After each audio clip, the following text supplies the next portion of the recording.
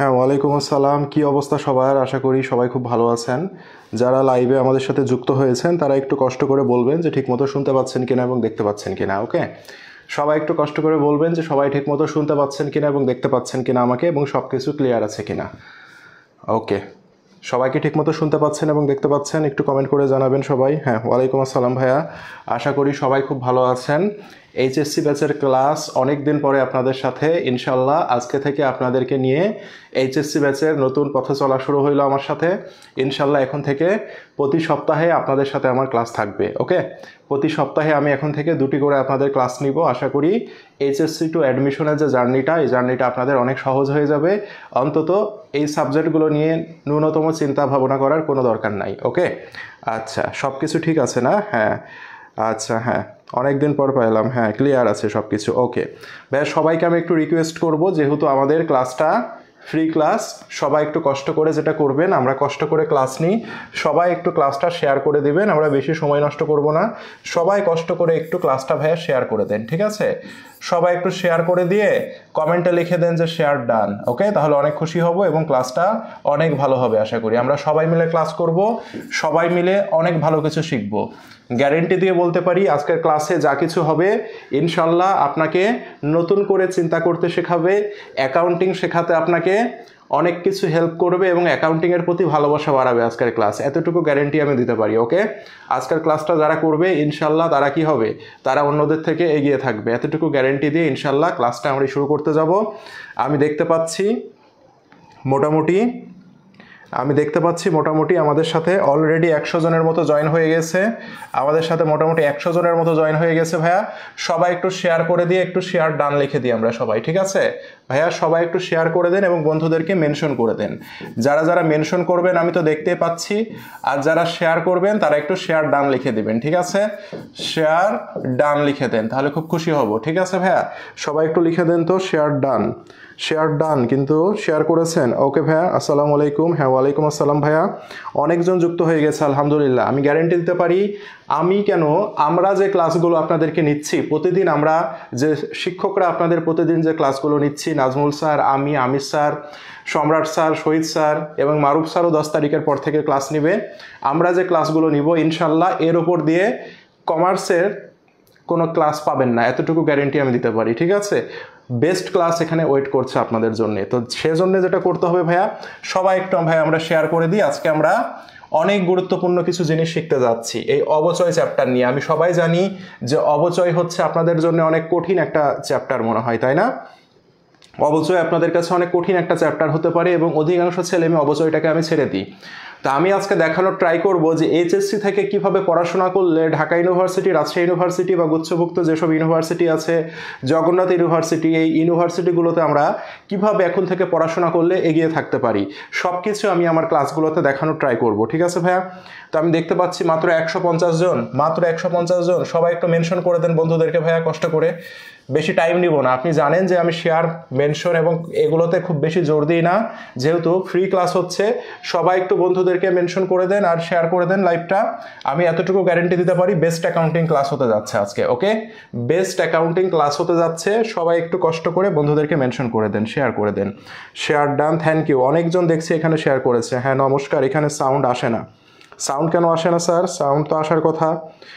হ্যাঁ, ওয়ালাইকুম আসসালাম। লিমা বেগম বলছে শেয়ার ডান, মোহাম্মদ হাসান বলছে শেয়ার ডান। হ্যাঁ ভাই, ভালো আছি আলহামদুলিল্লাহ। এরপর আমি দেখতে পাচ্ছি আমাদের সাথে যুক্ত আছে কে, লামিয়া আক্তার সালাম দিয়েছে, ওয়ালাইকুম আসসালাম ভাইয়া।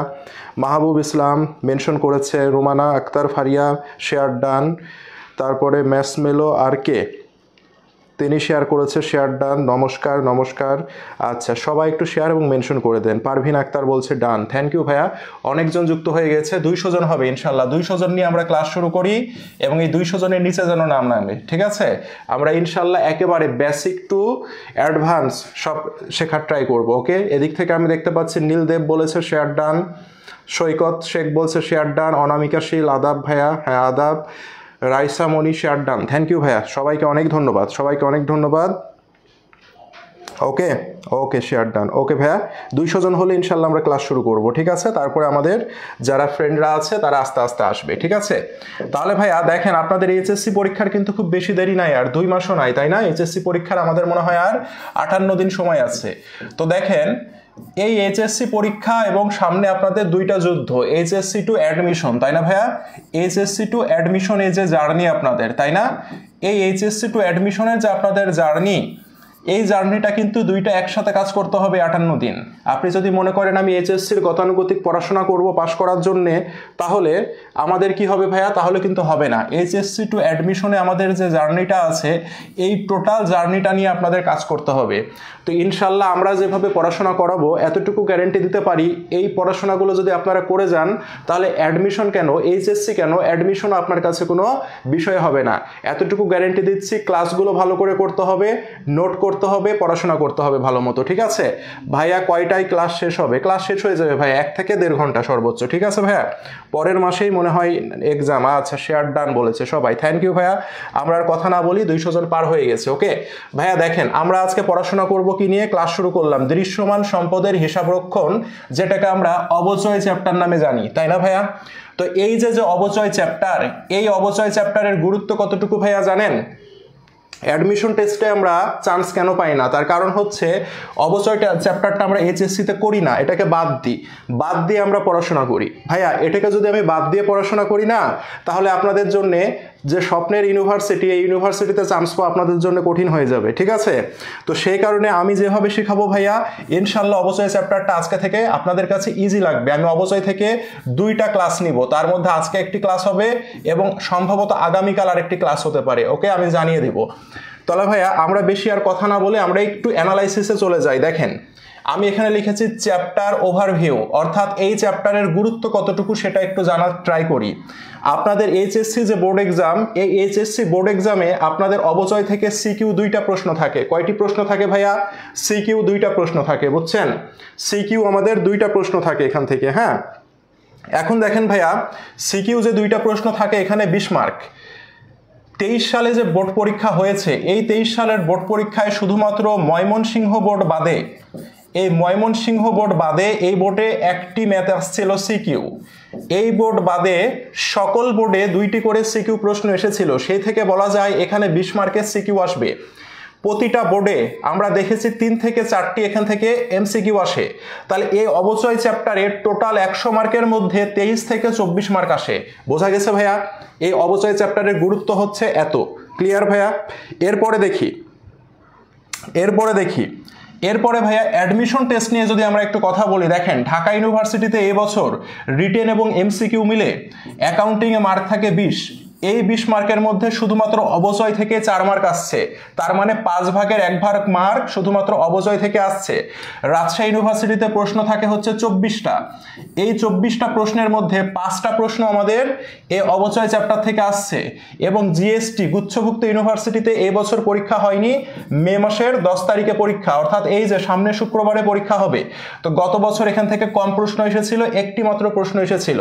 তাহলে দেখছেন অবচয় চ্যাপ্টারের গুরুত্ব কতটুকু এসএসসি, এইচএসসি এবং অ্যাডমিশন টেস্টে ভাইয়া। গুরুত্ব কিন্তু অবচয় চ্যাপ্টারের অনেক বেশি, তাই না ভাইয়া? অবচয় চ্যাপ্টারের গুরুত্ব কিন্তু ভাইয়া অনেক বেশি। সে কারণে কি করতে হবে? অবচয় শিখতে হবে কি শিখতে হবে না বলেন? অবচয় কি শিখতে হবে কি শিখতে হবে না? এই চ্যাপ্টার ইজি আছে। আচ্ছা, তাহলে ভাইয়া অবচয় চ্যাপ্টার আমাদেরকে শিখতে হবে।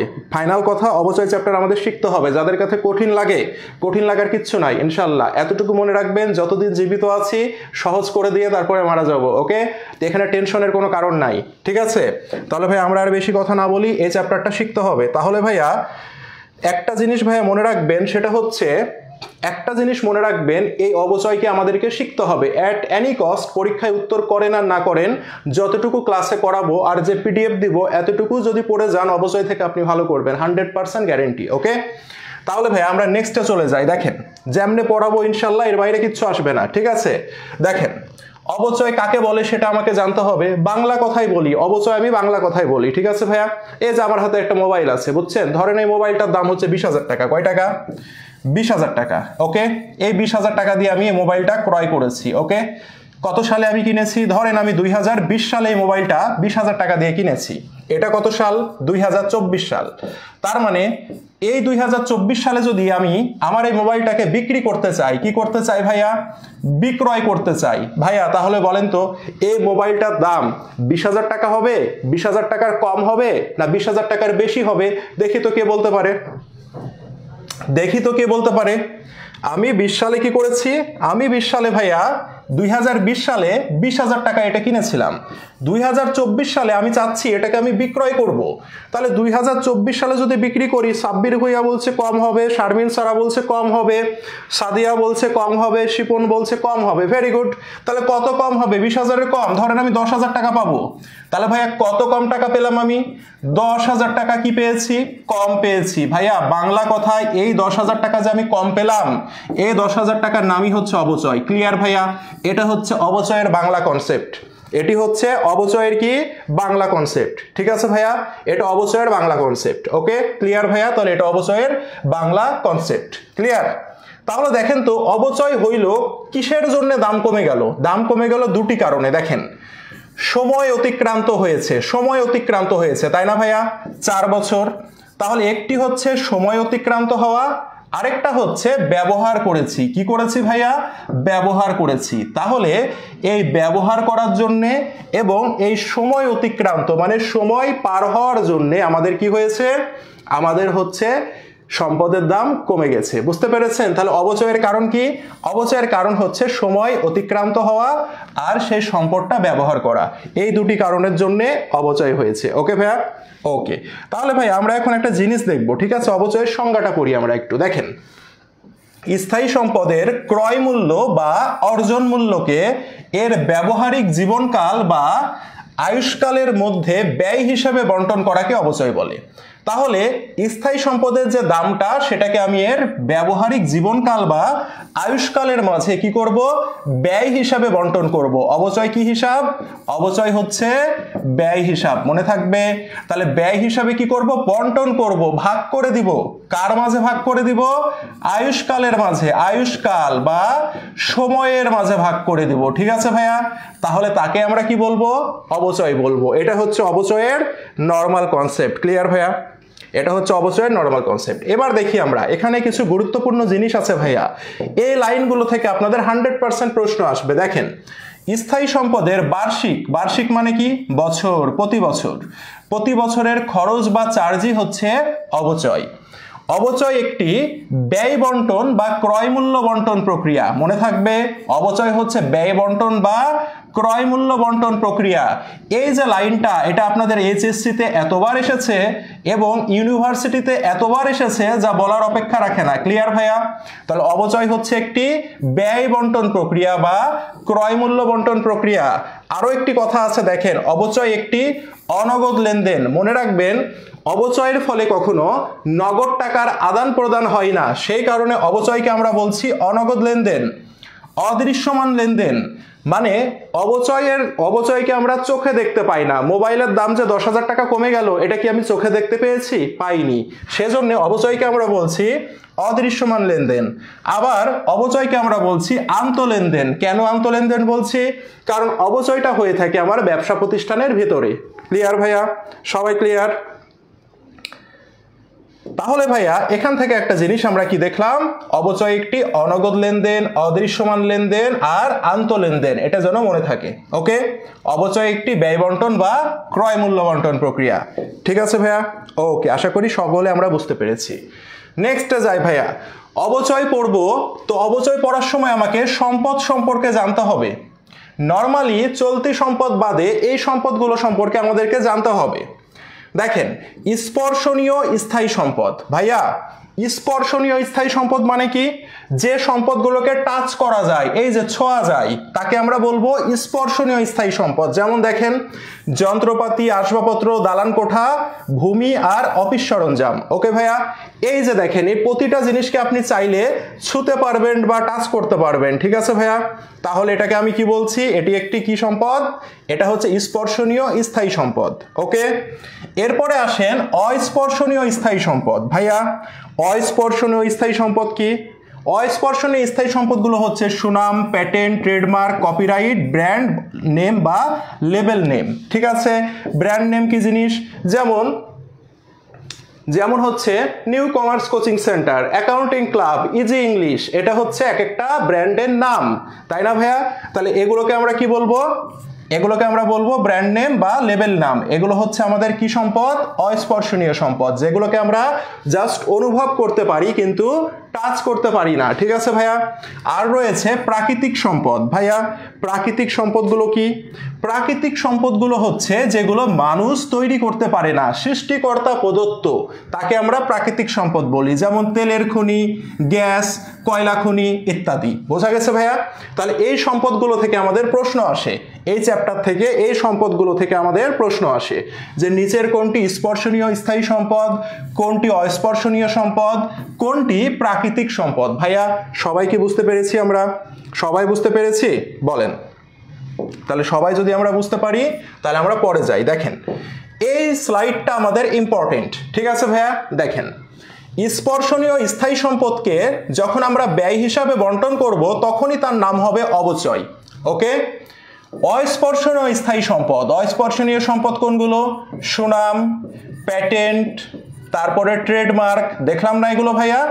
তো এগুলোকে যখন আমি ব্যয় হিসাবে বন্টন করব তখন তার নাম অবচয় না হয়ে তখন তার নাম হয়ে যাবে অবলোপন। মনে থাকবে ভাইয়া? তাহলে আপনাকে যদি বলা হয় আসবাবপত্র, আসবাবপত্রের উপরে অবচয় ধরবেন না অবলোপন ধরবেন? ভাইয়া আসবাবপত্রকে টাচ করা যায়, স্পর্শ করা যায়, সে কারণে আসবাবপত্রের উপরে আমরা অবচয় ধরবো। ভাইয়া সুনামের উপরে কি অবচয় ধরবেন না অবলোপন ধরবেন? ভাইয়া সুনাম, প্যাটেন্ট, ট্রেডমার্কে টাচ করা যায় না, ছোঁয়া যায় না, সে কারণে সুনামের উপরে আমরা অবলোপন ধরবো। আবার দেখেন প্রাকৃতিক সম্পদ, প্রাকৃতিক সম্পদ কোনগুলো? তেলের খনি, কয়লা খনি। এই যে জিনিসগুলো, তেলের খনি কি মানুষ বানাতে পারে? কয়লা খনি কি মানুষ আবিষ্কার করেছে না সৃষ্টিকর্তা প্রদত্ত? এগুলো সৃষ্টিকর্তা প্রদত্ত। খনিজ সম্পদ সৃষ্টিকর্তা প্রদত্ত, তো এগুলো প্রকৃতি থেকে আসছে।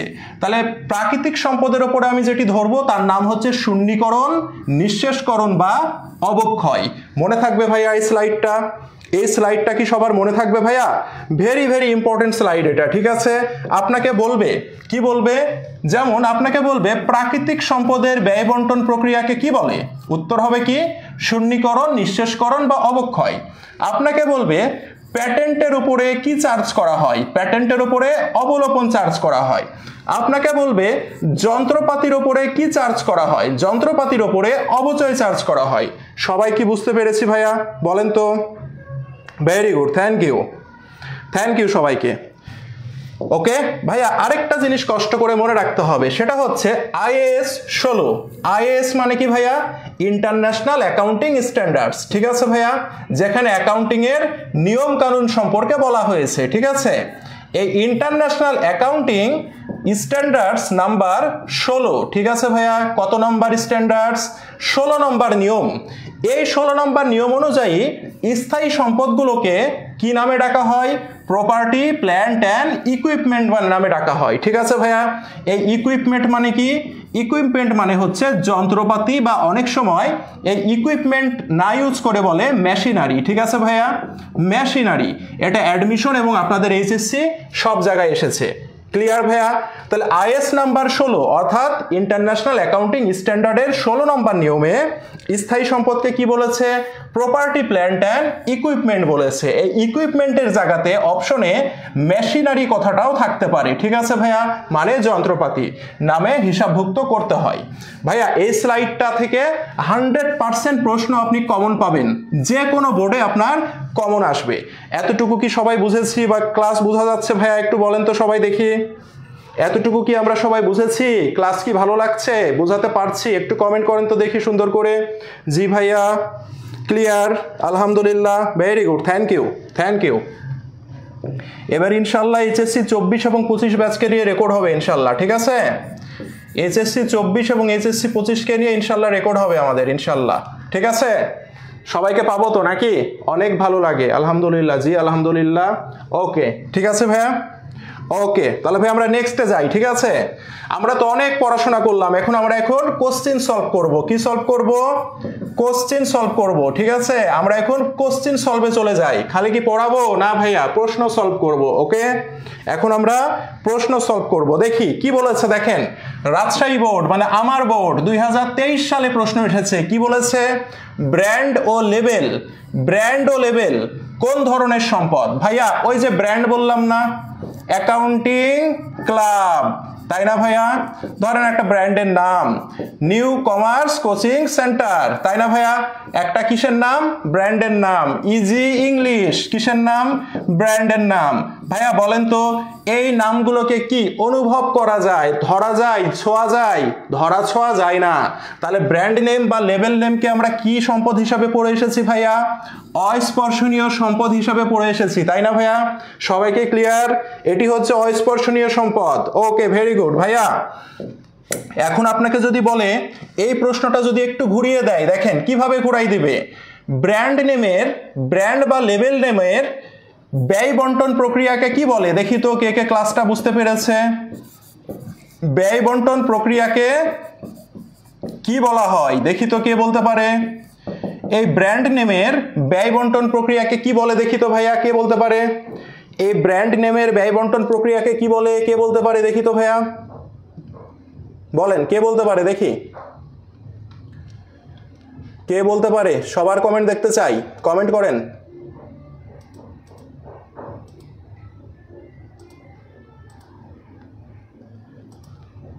অবলোপন বলে, তুষান সরকার বলছে অবলোপন, নীলদেব বলছে অবলোপন, শারমিন বলছে অবলোপন, বিরাজ আহমেদ বলছে অবলোপন, অবলোপন, very good, thank you. Zishan Sohel বলছে অবলোপন, very good, thank you, thank you ভাইয়া, থ্যাংক ইউ। তাহলে কেন অবলোপন? কারণ অস্পর্শনীয় সম্পদ, আর অস্পর্শনীয় সম্পদের ব্যয় বন্টন অবলোপন। থ্যাংক ইউ, এই তো বুঝতে পেরেছেন। আরে মাশাআল্লাহ, very good, thank you, thank you ভাইয়া। নেক্সটে যাই, দেখেন দেখছেন কমন পড়েছে IS 16 স্থায়ী সম্পদকে কি নামে অভিহিত করা হয়? কুমিল্লা বোর্ডের কে কে আছি? 19 সালে চলে আসছে। তাহলে IS 16 অনুযায়ী স্থায়ী সম্পদকে আমরা কি বলবো ভাইয়া? দেখি কে বলতে পারে। অ্যাসেট অ্যান্ড প্রপার বলবো না, প্ল্যান্ট অ্যান্ড মেশিনারি বলবো না, ল্যান্ড অ্যান্ড বিল্ডিং বলবো না, কি বলবো? Property plant and equipment. আমি বলেছি না ইকুইপমেন্টের জায়গাতে মেশিনারি কথাটা থাকতে পারে, বলেছি ভাইয়া। তাহলে উত্তর কি হবে? ঘ নম্বর উত্তর হবে না ভাইয়া? Very good, thank you, thank you ভাইয়া, এই তো ভেরি গুড, থ্যাংক ইউ। সবাই আমরা বুঝতে পারছি না? থ্যাংক ইউ ভাইয়া, সবাই বুঝতে পারছি। ওকে, আশা করি একটা এমসিকিউ বাদ যাবে না, ঠিক আছে? এমসিকিউ একটাও বাদ যাবে না। 30-এ 30, 30-এ 30, ঠিক আছে? 60-এ 60 এমসিকিউ আসবে সব বোর্ডে, সব বোর্ডে 60-এ 60 এমসিকিউ আসবে, ঠিক আছে? এতটুকু মাথায় রাখবেন। ম্যাথ ট্যাথ সব পানি হয়ে যাবে, ম্যাথ একেবারে জাদু করে ম্যাথের উত্তর হয়ে যাবে, ঠিক আছে? ম্যাথের উত্তর একেবারে জাদু করে হয়ে যাবে, টেনশনই নেবেন না ম্যাথ নিয়ে।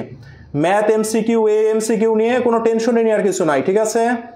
একটু দাঁড়ান, একটু দাঁড়ান, একটু ওয়েট করেন সবাই, 1 মিনিট, একটু সবাই ওয়েট করেন, ঠিক আছে? ওকে, থ্যাংক ইউ। নেক্সটে যাই, তাহলে আমরা পরে যাই, দেখি পারি কিনা। আর দেখেন কি বলছে, স্থায়ী সম্পদের মূল্যকে আনুমানিক আয়ুষ্কালের মধ্যে যুক্তিসঙ্গত ভিত্তিতে বন্টন করার পদ্ধতিকে কি বলা হয়? কাকে? স্থায়ী সম্পদকে। তাহলে স্থায়ী সম্পদকে বন্টন করলে তাকে আমি কি বলবো ভাইয়া? স্থায়ী সম্পদের যে বন্টন প্রক্রিয়া তাকে আমরা কি বলবো? অবচয় বলবো না ভাইয়া? উত্তর কি হবে? অবচয় হবে না? বলেন তো উত্তর কি হবে? উত্তর হবে অবচয়, ঠিক আছে ভাইয়া? সব বলে দিব, টেনশন নিয়েন না, সব কিছু বলে দিব, টেনশন নেওয়ার কিচ্ছু নয়। আস্তে আস্তে শিখেন কোন পদ্ধতি আসবে, কি আসবে না আসবে।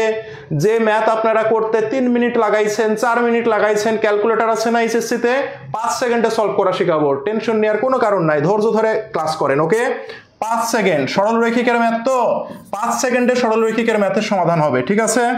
ওকে, থ্যাংক ইউ। নেক্সটে যাই ভাইয়া, পরে যাই। কোন সম্পত্তির উপরে অবচয় ধরতে হয় না? দেখেন, ভেরি ভেরি ইম্পর্টেন্ট প্রশ্ন, যশোর বোর্ড 23-এ। মনে রাখবেন, একটি মাত্র স্থায়ী সম্পদ আছে, একটি মাত্র স্থায়ী সম্পদ আছে, যার নাম হচ্ছে ভূমি বা আমরা জমি বলতে পারি, ইংরেজিতে বলে ল্যান্ড। ওকে, এই যে ভূমি, জমি বা ল্যান্ড, এটির উপরে অবচয় ধরা যায় না, এটির উপরে অবচয় ধরা যায় না। ওকে, এই ভূমি হচ্ছে একটি স্থায়ী সম্পদ, কিন্তু এই ভূমিটা স্থায়ী সম্পদ হওয়ার সত্ত্বেও এই ভূমি বা জমির উপরে আমরা অবচয় ধরতে পারবো না। কেন ভাইয়া?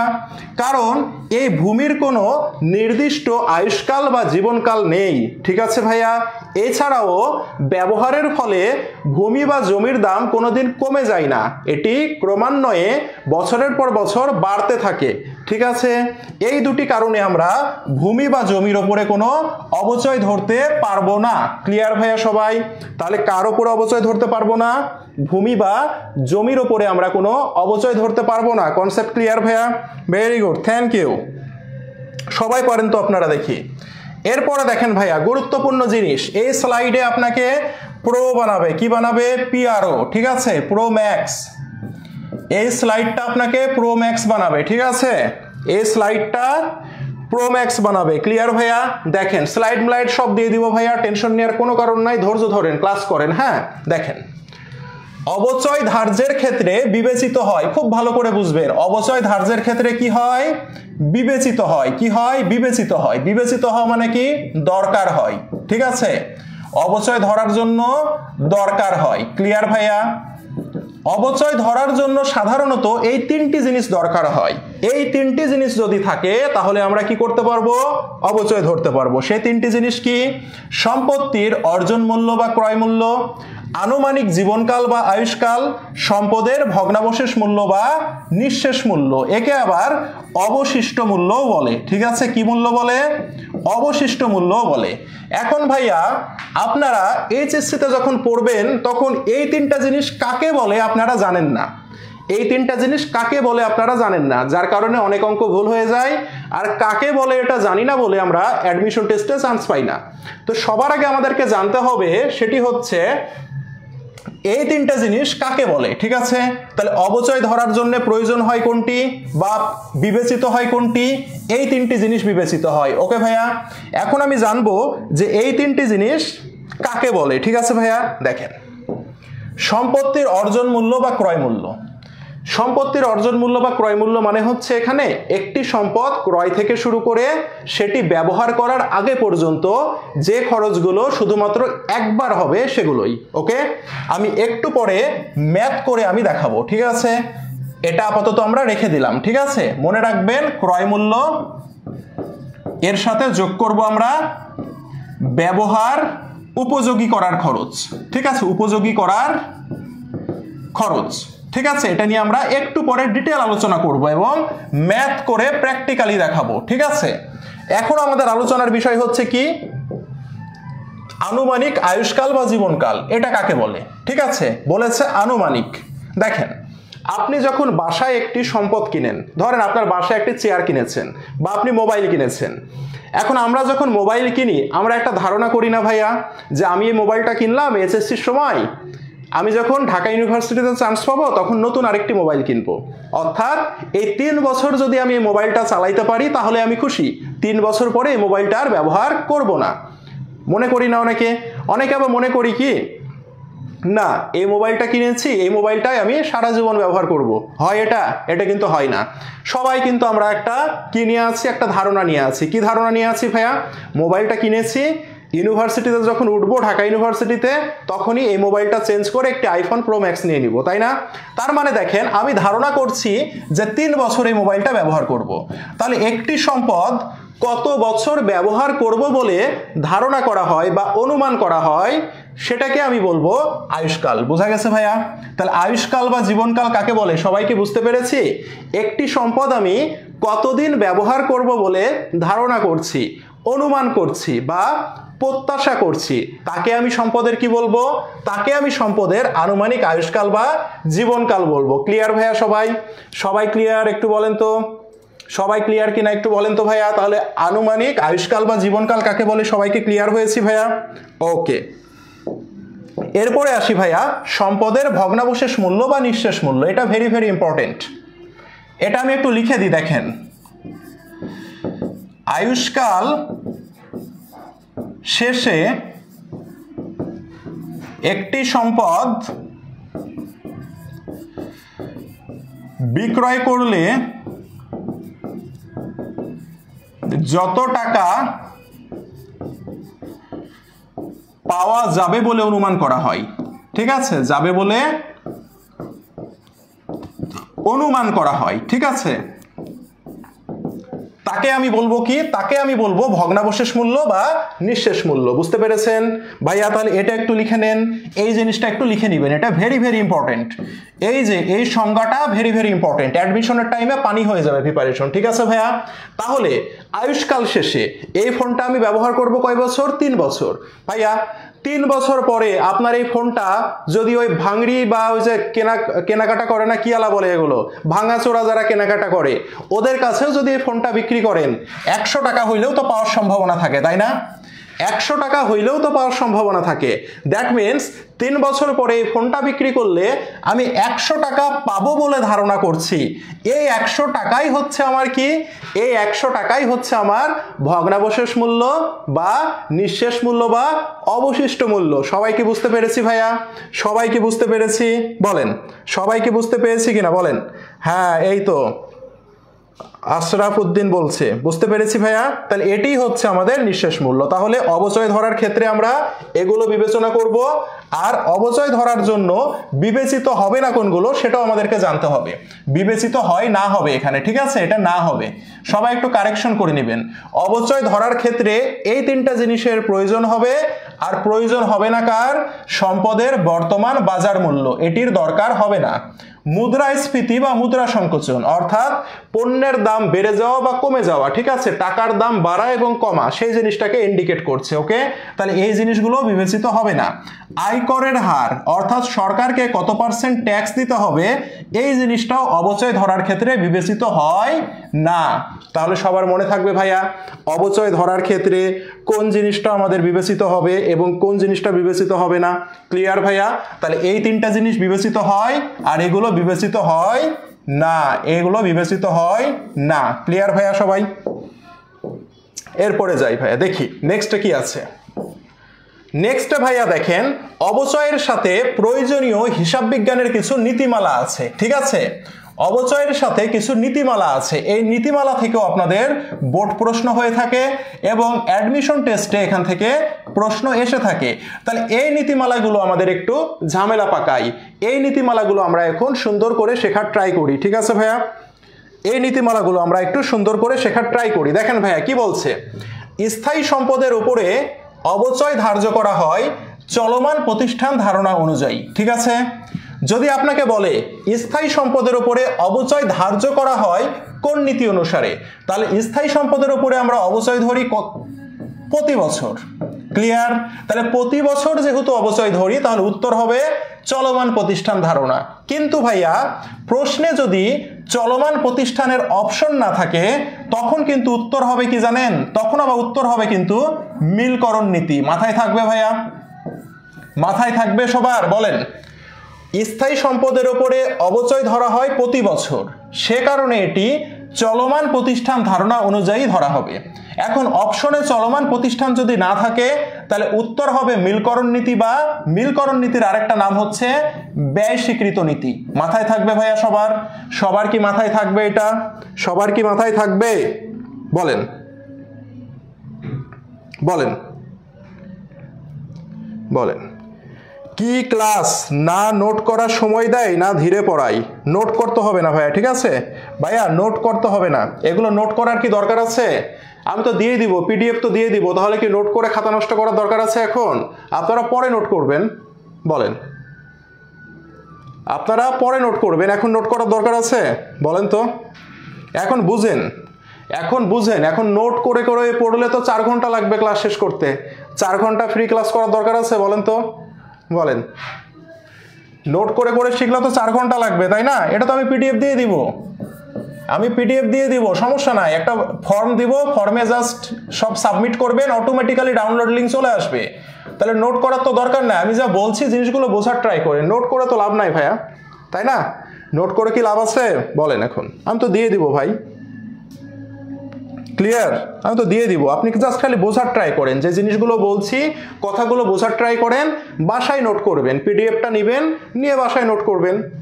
বোঝা গেছে? ক্লাসের সাথে সাথে নোট করার তো দরকার নাই, ঠিক আছে? পিডিএফ কোথায় দিব আমি সব শেষে বলে দিব, ঠিক আছে? শেষ পর্যন্ত ক্লাস করেন, ইনশাল্লাহ পেয়ে যাবেন, ঠিক আছে ভাইয়া? ওকে, হ্যাঁ। নোট করে কি করবেন ভাই? এটা তো আমি পিডিএফ দিয়ে দিব, তারপরে আপনি নোট করেন, সবাই নোট করেন, নোট করে আমাদের বিজনেস স্কোয়াড গ্রুপে জমা দিয়েন, ঠিক আছে?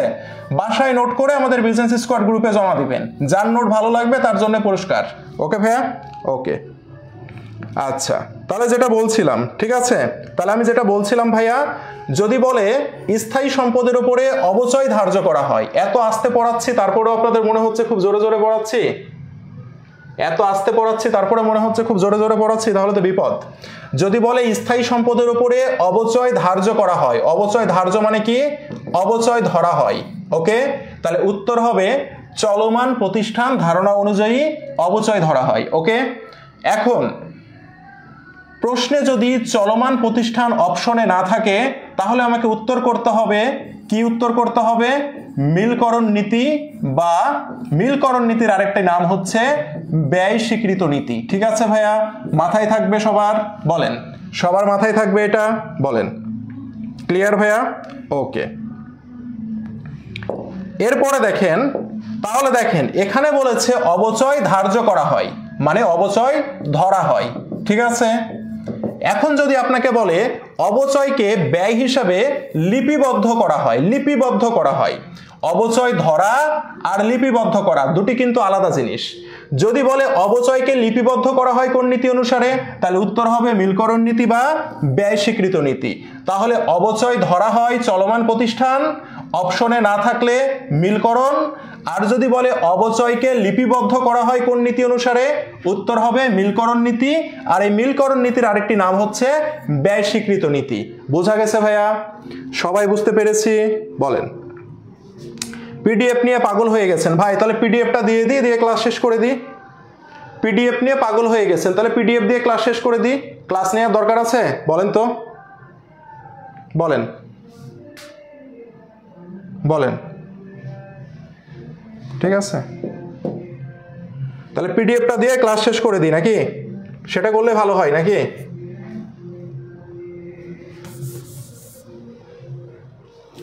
নেক্সটটা দেখেন, পুঞ্জীভূত অবচয় বা অবচয় সঞ্চিতি দেখানো হয় পূর্ণ প্রকাশ নীতি অনুসারে। ভাইয়া পুঞ্জীভূত অবচয় কি? একটু পরে আলোচনা করছি এগুলো। ঠিক আছে, তাহলে অবচয় ধার্য করা চলমান, অপশনে না থাকলে মিলকরণ উত্তর হবে। অবচয়কে ব্যয় হিসেবে লিপিবদ্ধ করা, অবচয়কে লিপিবদ্ধ করা হয় মিলকরণ নীতি বা ব্যয় স্বীকৃত নীতি। এখন যদি বলে পুঞ্জীভূত অবচয় দেখানো হয় কি, উত্তর হবে পূর্ণ প্রকাশ নীতি।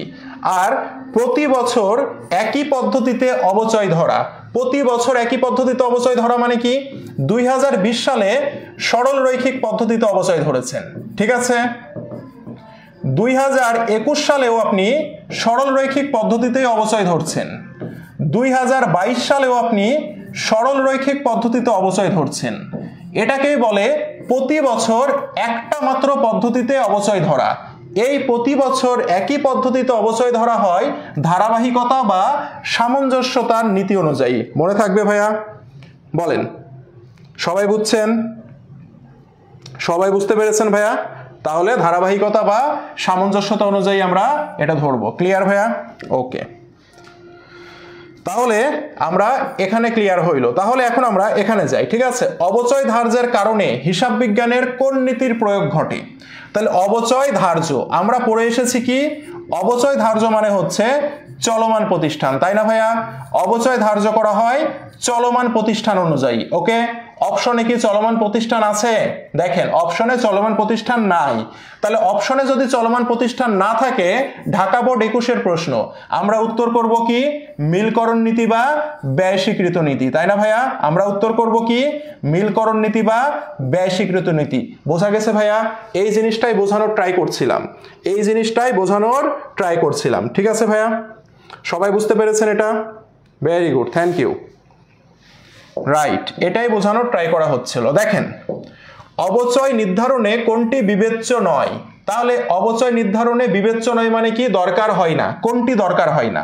ক্রয় মূল্য, ভগ্নাবশেষ মূল্য দরকার হয়, আর ক্রয় মূল্য থেকে ভগ্নাবশেষ মূল্যকে মাইনাস করলে অবচয়যোগ্য মূল্য পাওয়া যায়, এটিও দরকার হয়। তাহলে দরকার হয় না কোনটি? আমরা জানি অবচয় ধারণের জন্য বাজার মূল্যের কোনো দরকার হয় না। তাহলে উত্তর কি হবে? উত্তর হবে বাজার মূল্য। Very good, thank you. দেখছেন রাজশাহী বোর্ড 2022 আসা প্রশ্ন। ওকে, নেক্সটে যাই আমরা, দেখি কি বলছে। দেখেন অবচয় হলো Rajshahi board, Comilla board 21, Jessore board 16। দেখেন একটি আন্তঃলেনদেন, বলেন তো অবচয় একটি আন্তঃলেনদেন, এটি সঠিক না ভুল? অবচয় যে একটি আন্তঃলেনদেন, এটা সঠিক না ভুল বলেন? অবচয় যে একটি আন্তঃলেনদেন, এটা সঠিক না ভুল? অবশ্যই অবচয় একটি আন্তঃলেনদেন। অবচয় স্থায়ী সম্পত্তির উপরে ধার্য করা হয়, এটিও সঠিক।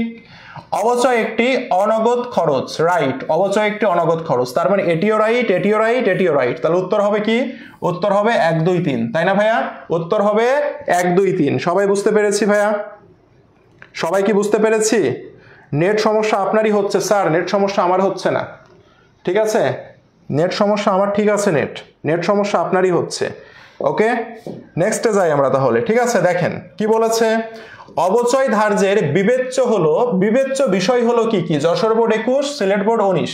তাহলে অবচয় ধার্যের জন্য বিবেচিত সম্পদের ক্রয় মূল্য, অবচয় ধার্যের জন্য সম্পদের ভগ্নাবশেষ মূল্য দরকার হয়, অবচয় ধার্যের জন্য আনুমানিক আয়ুষ্কালও দরকার হয়, রাইট ভাইয়া? তাহলে উত্তর কি হবে? উত্তর হবে 1, 2, 3, তিনটাই সঠিক, তাই না ভাইয়া? ওকে, ভেরি গুড, থ্যাংক ইউ। আন্তঃলেনদেন কি? আন্তঃলেনদেন মানে হচ্ছে প্রতিষ্ঠানের ভেতরে যে লেনদেনগুলো হয়, বাইরের কোনো পক্ষের সাথে যে লেনদেন জড়িত না, সেটি আন্তঃলেনদেন, প্রতিষ্ঠানের ভেতরে হয়। যেমন আসবাবপত্রের অবচয়, আসবাবপত্র প্রতিষ্ঠানের কই থাকে? আসবাবপত্র প্রতিষ্ঠানের ভেতরে থাকে, তার মানে অবচয়টাও ভেতরেই হয়, সেটাকে বলা হয় আন্তঃলেনদেন। বোঝা গেছে ভাইয়া?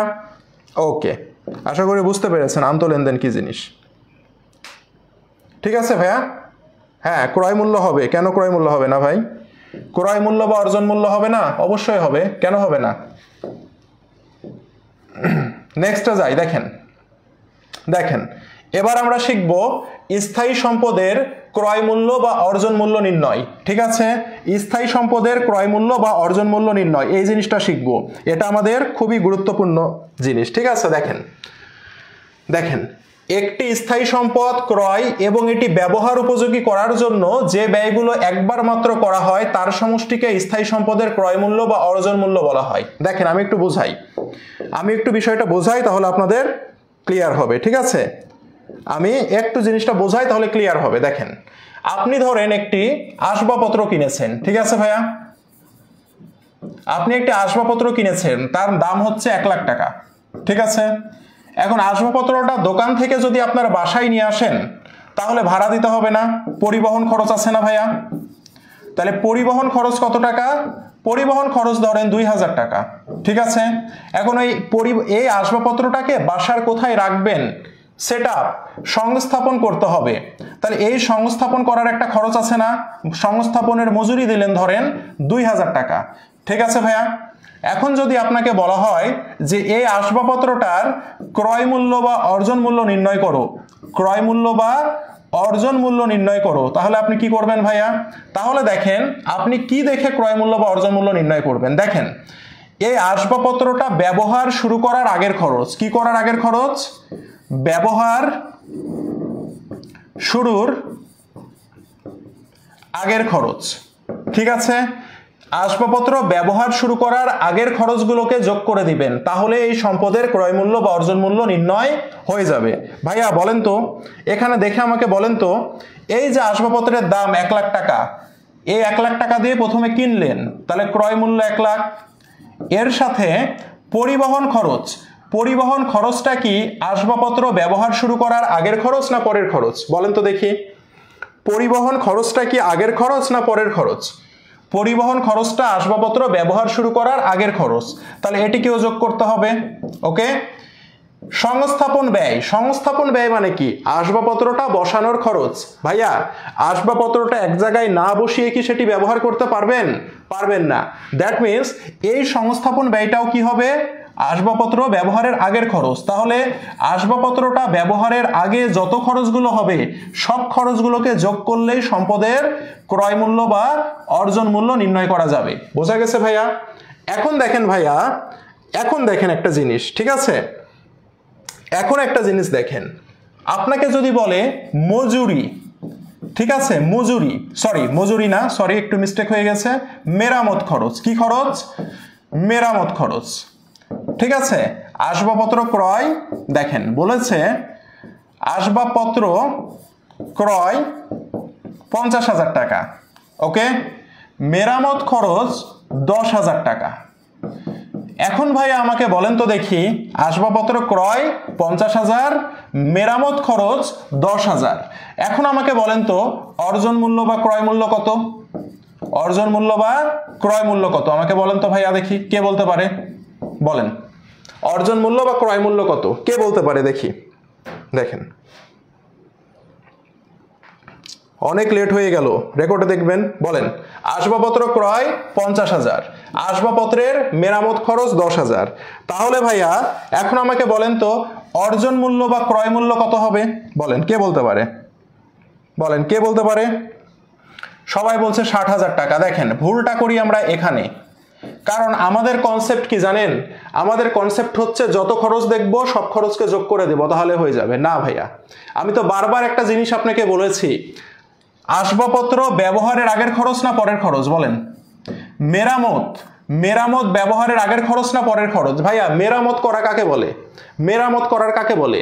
ব্যবহার করেছেন, নষ্ট হয়েছে, ওই জিনিস সারানোর জন্য যে খরচ সেটাই মেরামত। আপনি একটি জিনিস ব্যবহার করেছেন, ব্যবহার করতে যে নষ্ট হয়েছে, তারপরে সেটা সারানোর জন্য যে খরচ সেটি মেরামত খরচ। তাহলে ভাই আমাকে বলেন তো এই যে মেরামত খরচ, এই মেরামত খরচটা আগের খরচ না পরের খরচ, কে বলতে পারে? বলেন। মেরামত ভাইয়া পরের খরচ, তাই না? ব্যবহার শুরু করার পরের খরচ। তাহলে ব্যবহার শুরু করার পরের খরচ কি অর্জন মূল্য বা ক্রয় মূল্যের মধ্যে আসবে ভাইয়া? উত্তর হচ্ছে আসবে না। উত্তর হচ্ছে আসবে না। তাহলে এখানে সম্পদের অর্জন মূল্য বা ক্রয় মূল্য কত হবে? 50,000 টাকাই হবে। ক্লিয়ার ভাইয়া? সবাই সবাই কি কনসেপ্টটা বুঝতে পেরেছেন? বলেন সবাই কি কনসেপ্ট বুঝতে পেরেছেন? বলেন তো দেখি সবাই কি বুঝতে পেরেছেন? পরের খরচ আসবে না। ক্লিয়ার? পরের খরচ আসবে না। সবাই বুঝছি ভাইয়া? এই জিনিস আর কারো ভুল হবে? এই জিনিস কি আর কারো বুঝতে ভুল হবে? বলেন। দেখেন তাহলে সুন্দর করে আমি আপনাদের জন্য এখানে লিখে দিয়েছি। দেখেন একটি স্থায়ী সম্পদ ক্রয় এবং এটি ব্যবহার উপযোগী করার জন্য যে ব্যয়গুলো একবার মাত্র করা হয়, কয়বার? ব্যবহার উপযোগী করার জন্য, মানে ব্যবহারের আগে, ব্যবহারের আগে যে ব্যয়গুলো একবার করা হয় তার সমষ্টি, সবগুলোর যোগফলকে আমি কি বলবো? ক্রয় মূল্য বা অর্জন মূল্য বলবো। বোঝা গেছে? এত সুন্দর করে কোথাও লেখা আছে? বলেন তো ভাইয়া, এত সুন্দর করে কোথাও লেখা আছে? বলেন এত সুন্দর করে লেখা আছে কোথাও? বাসায় খালি জাস্ট ক্লাসগুলো বুঝেন, বাসায় যে খালি জাস্ট এটা পড়বেন, জীবনে ভুলবেন না। দেখেন অর্থাৎ স্থায়ী সম্পদ ব্যবহার শুরু করার আগে যে ব্যয়গুলো করা হয় তার সমষ্টি হলো সম্পদের ক্রয় মূল্য বা অর্জন মূল্য। ভাইয়া এই ক্রয় মূল্য বা অর্জন মূল্য প্রতিটা প্রশ্নে আসে না আমাদের? প্রতিটা প্রশ্নে কিন্তু আসে, অবচয় ধরতে গেলে এটা লাগবে। এখানে আমি উদাহরণও দিয়ে দিয়েছি, যেমন দেখেন, যেমন সম্পদের ক্রয় মূল্য, পরিবহন ব্যয়, মজুরি খরচ, সংস্থাপন ব্যয়, ভ্যাট। এই যে দেখেন সম্পদের ভ্যাট, এই ভ্যাট কি ভ্যাট কেনার সাথে সাথে দিতে হয় না? কেনার সাথে সাথে দিচ্ছি, তার মানে কি ব্যবহার করার আগের খরচ না ভ্যাট? এই ভ্যাটও কিন্তু কি করতে হবে? সম্পদের সাথে অর্জন মূল্যে যোগ করে একে অর্জন মূল্য হিসাবে বিবেচনা করতে হবে। বোঝা গেছে ভাইয়া? আর এই যে সম্পদের সাথে যে ব্যয়গুলোকে আপনি যোগ করছেন, তাই মেশিন ব্যবহার করার আগে এর সাথে সংশ্লিষ্ট এই সকল ব্যয়গুলোকে মূলধন জাতীয় ব্যয় বলে গণ্য হবে। মাথায় থাকবে। তাহলে যে ব্যয়গুলোকে আমি যোগ করে অর্জন মূল্য নির্ণয় করব, সেই ব্যয়গুলো কি জাতীয় ব্যয় হবে? সেই ব্যয়গুলো মূলধন জাতীয় ব্যয় হবে। ক্লিয়ার? যদি বলে সম্পদের পরিবহন ব্যয় কোন ধরনের ব্যয়? সম্পদের পরিবহন ব্যয় হচ্ছে মূলধন জাতীয় ব্যয়। ওকে। আর আপনাকে যদি নরমালি যদি বলে পরিবহন ব্যয়, নরমালি যদি বলে পরিবহন ব্যয়, তখন সেটি হবে মুনাফা জাতীয় ব্যয়। সবাই কি বুঝছি ভাইয়া? সবাই কি বুঝতে পেরেছি? বলেন তো, সবাই কি বুঝতে পেরেছি? বলেন ভাইয়া, সবাই কি বুঝতে পেরেছি? যদি আপনাকে বলে সম্পদের ভ্যাট, যদি আপনাকে বলে সম্পদের ভ্যাট কোন ধরনের খরচ? সম্পদের ভ্যাট, তাহলে উত্তর কি হবে? কিসের ভ্যাট? সম্পদের ভ্যাট। তাহলে উত্তর কি হবে? এটি কোন ধরনের খরচ? মূলধন জাতীয় খরচ। ক্লিয়ার ভাইয়া? ওকে। যদি আপনাকে নরমালি বলে সম্পদ সংস্থাপনের মজুরি, ঠিক আছে, কি সম্পদ সংস্থাপনের মজুরি, ঠিক আছে, সংস্থাপনের মজুরি, এই কথা যদি বলে তাহলে কোন ধরনের ব্যয়? উত্তর হবে মূলধন জাতীয় ব্যয়। ক্লিয়ার ভাইয়া? সবাই ক্লিয়ার? কিন্তু আপনাকে যদি নরমালি বলে, নরমালি যদি আপনাকে বলে, সম্পদ না বলে নরমালি যদি বলে মজুরি কোন ধরনের ব্যয়? নরমালি মজুরি বলেছে, তাহলে নরমালি মজুরি বললে সেটি কি হয়ে যাবে? সেটি হয়ে যাবে মুনাফা জাতীয় ব্যয়। ক্লিয়ার ভাইয়া কনসেপ্ট? সবাই বলেন, সবাই বলেন। ওকে, ভেরি গুড, থ্যাংক ইউ। সুন্দর ক্লাস বোঝেন তো। দেখেন আরেকটা জিনিস ভাইয়া, দেখেন আপনাকে যদি বলে সম্পদের বীমা খরচ, সম্পদের বীমা খরচ, নোট করেন, এটা নোট করেন, সম্পদের বীমা খরচ প্রতি বছর দিতে হয়, সে কারণে এই সম্পদের বীমা খরচ হয়ে যাবে, যেহেতু প্রতি বছরে আমি দিচ্ছি, মুনাফা জাতীয় ব্যয়। ঠিক আছে? সম্পদের বীমা খরচ, বীমা খরচটা প্রতি বছর দিতে হয়, ঠিক আছে, সেজন্য সম্পদের বীমা খরচটা হবে মুনাফা জাতীয় ব্যয়। আর এই সম্পদের বীমা খরচ সম্পদের সাথে যোগ হবে না, যেহেতু মুনাফা জাতীয়, যোগ হবে না। মাথায় থাকবে ভাইয়া? এটা একটু নোট করে নেন, ঠিক আছে? এটা একটু নোট করেন তো ভাইয়া সবাই, এই জিনিসটা একটু নোট করেন, স্লাইডে লেখা নাই, এটি স্লাইডে লেখা নাই, নোট করেন এটা। যদি বলে সম্পদের বীমা খরচ, সম্পদের বীমা খরচ প্রতি বছরে দিতে হয় বা প্রতি মাসের ভিত্তিতে দিতে হয়, সেই কারণে এটি কি হবে? এটি হবে মুনাফা জাতীয় ব্যয়, যেটি কি হবে না? যোগ হবে না। ক্রয় মূল্য বা অর্জন মূল্য নির্ণয়ে সম্পদের দামের সাথে যোগ হবে না। মনে থাকবে সবার? বলেন, সবাই বুঝছেন? সবাই বুঝছেন? হ্যাঁ, মূলধন মুনাফা রেওয়া মিলের ক্লাসে বোঝাই দিব, টেনশন নেওয়ার কোনো কারণ নাই, একটা কথা বলবো, একটা কথাতেই কমপ্লিট। ওকে, ক্লিয়ার ভাইয়া? এখন দেখেন, কিন্তু এখানে একটা কথা আছে। কি কিন্তু ভাইয়া? দেখেন আমি ক্লিয়ার করে দিই। দেখেন কিন্তু যদি বলে, দেখেন সম্পদ পরিবহনকালীন বীমা খরচ, ঠিক আছে, সম্পদ পরিবহনের বীমা খরচ বা পরিবহনকালীন বীমা খরচ, এটি হয়ে যাবে মূলধন জাতীয় ব্যয়। ওকে, কারণ এই ব্যয়টা একবারই হবে, যখন আপনি পরিবহন করছেন একবারই হবে। আর এই পরিবহনকালীন বীমা খরচটা কি হবে? সম্পদের অর্জন মূল্য নির্ণয়ে যোগ হবে। সম্পদের অর্জন মূল্য নির্ণয়ে কি হবে? যোগ হবে। ক্লিয়ার ভাইয়া সবাই? সবাই ক্লিয়ার কিনা বলেন? সবাইকে ক্লিয়ার ভাইয়া? বলেন, বলেন সবাই ক্লিয়ার?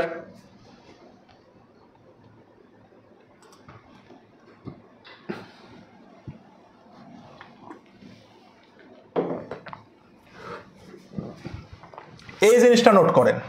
তাহলে সম্পদের পরিবহনকালীন বীমা খরচ, পরিবহনকালীন মানে কি? আপনি সাপোজ ঢাকা থেকে কিনে বরিশাল নিয়ে যাচ্ছেন, তো রাস্তায় অ্যাক্সিডেন্ট হয়ে কি একটা ক্ষতি হইতে পারে না? তো এই ক্ষতির হাত থেকে বাঁচার জন্য আপনি বীমা করেছেন ওই পরিবহনের সময়টুকুই, যার কারণে একবারে টাকা দিয়ে দিয়েছেন। ওকে, তাহলে এই পরিবহনকালীন বীমা খরচ সম্পদ ব্যবহারের আগের খরচ, সে কারণে এই পরিবহনের বীমা খরচ বা পরিবহনকালীন বীমা খরচ এটিকে কি করতে হবে, মূলধন জাতীয় ব্যয় হিসাবে গণ্য করতে হবে এবং সেটি অর্জন মূল্যের সাথে যোগ করতে হবে। আর আমরা তো সবাই জানি অর্জন মূল্যের সাথে যে ব্যয়গুলো যোগ হচ্ছে সেগুলোই মূলধন জাতীয় ব্যয়, সেগুলোই মূলধন জাতীয় ব্যয়। ওকে ভাইয়া? ওকে, ঠিক আছে। সম্পদের সাথে সম্পর্কিত সব খরচ মূলধন জাতীয়। এই যে এক লাইন বেশি বুঝে গেলেন, এক লাইন বেশি বুঝে গেলেন ভাই, এতক্ষণ বোঝাচ্ছি এক লাইন বেশি বুঝে গেলেন, এই কারণেই তো সমস্যাগুলো হয়। তাহলে যদি বলে সম্পদের বীমা খরচ, আমি আবারও ক্লিয়ার করে দিচ্ছি, সম্পদের বীমা খরচ মুনাফা জাতীয়। ওকে, আর এই মুনাফা জাতীয় খরচ কি হবে না, অর্জন মূল্যে কি হবে না, অর্জন মূল্যে যোগ হবে না। ওকে, নাম্বার 1 পয়েন্ট। নাম্বার 2 পয়েন্ট কি, নাম্বার 2 পয়েন্ট হচ্ছে সম্পদ পরিবহনকালীন বীমা খরচ। এটি কি ভাইয়া, এটি হচ্ছে মূলধন জাতীয় ব্যয়, তাই না ভাইয়া? এটি মূলধন জাতীয় ব্যয়। আর আমরা জানি মূলধন জাতীয় ব্যয়গুলো কি হবে, অর্জন মূল্য নির্ণয়ে কি হবে, অর্জন মূল্য নির্ণয়ে যোগ হবে। এই যে দেখেন ক্লিয়ার করে দিলাম, একটা স্ক্রিনশট নিয়ে নেন, বাসায় যেয়ে খালি সুন্দর সুন্দর করে পড়বেন। ঠিক আছে, ভেরি গুড, ভেরি গুড ভাইয়া, thank you, thank you. Clear ভাইয়া, সবাই ক্লিয়ার? এই জায়গাগুলোতে আমরা সবাই ভুল করে আসি, বুঝছেন? বোর্ডে এমসিকিউ আসে এবং বোর্ডে সিকিউ আসে, এই জায়গাগুলোতে আমরা ভুল করে আসি। তাহলে আমরা আর বেশি কথা না বলে কি করি, তাহলে আমরা একটু পুরা ক্লিয়ার হইলেন আজকে, ইনশাল্লাহ সব ক্লিয়ার হবেন, সমস্যা নাই। এবার আমরা দেখি একটু বোর্ডের প্রশ্ন সলভ করি। আমরা এখন বোর্ড প্রশ্ন সলভ করব ইনশাল্লাহ। দেখি ঢাকা বোর্ড 21-এর একটা প্রশ্ন সলভ করি, দেখি কি বলছে। দেখেন বলেছে আলম ব্রাদার্স 2018 সালের 1 জানুয়ারি তারিখে 1 লাখ টাকা মূল্যের একটি নতুন মেশিন ক্রয় করলেন। এর সংস্থাপন ব্যয় 10,000 টাকা, পরিবহন বাবদ 10,000 টাকা এবং ভ্যাট বাবদ 20,000 টাকা ব্যয় করলেন। মেশিনের অর্জন মূল্য কত হবে? ভাইয়া দেখেন তো, তাহলে কিনেছি কত টাকা দিয়ে, 1 লাখ টাকা দিয়ে, রাইট? এর সাথে আমি কি কি যোগ করব? সংস্থাপন ব্যয় আগের খরচ না পরের খরচ? অবশ্যই আগের খরচ, তাহলে যোগ হবে। সংস্থাপন না করলে কি ব্যবহার করতে পারবেন? পারবেন না। পরিবহন খরচ কি ব্যবহারের আগের খরচ না? অবশ্যই আগের খরচ, যোগ হবে। ভ্যাট, ভাইয়া ভ্যাট তো কেনার সাথে সাথে দিতে হয়, দ্যাট মিনস এই ভ্যাটটাও কি হয়ে যাবে, এই ভ্যাটটাও আমাদের কি খরচ হয়ে যাবে বলেন তো? এই ভ্যাটটাও অর্জন মূল্যের সাথে যোগ হয়ে যাবে। তাহলে সবগুলো যোগ করেন অর্জন মূল্য পেয়ে যাবেন। কত হবে ভাইয়া? 1,10,20,40, 1,40,000 টাকা। এই 1,40,000 টাকাই হচ্ছে সম্পদের কি মূল্য ভাইয়া? সম্পদের অর্জন মূল্য। ক্লিয়ার ভাইয়া? সবাই clear? Very good, thank you, thank you. সবাই বুঝতে পেরেছি আমরা।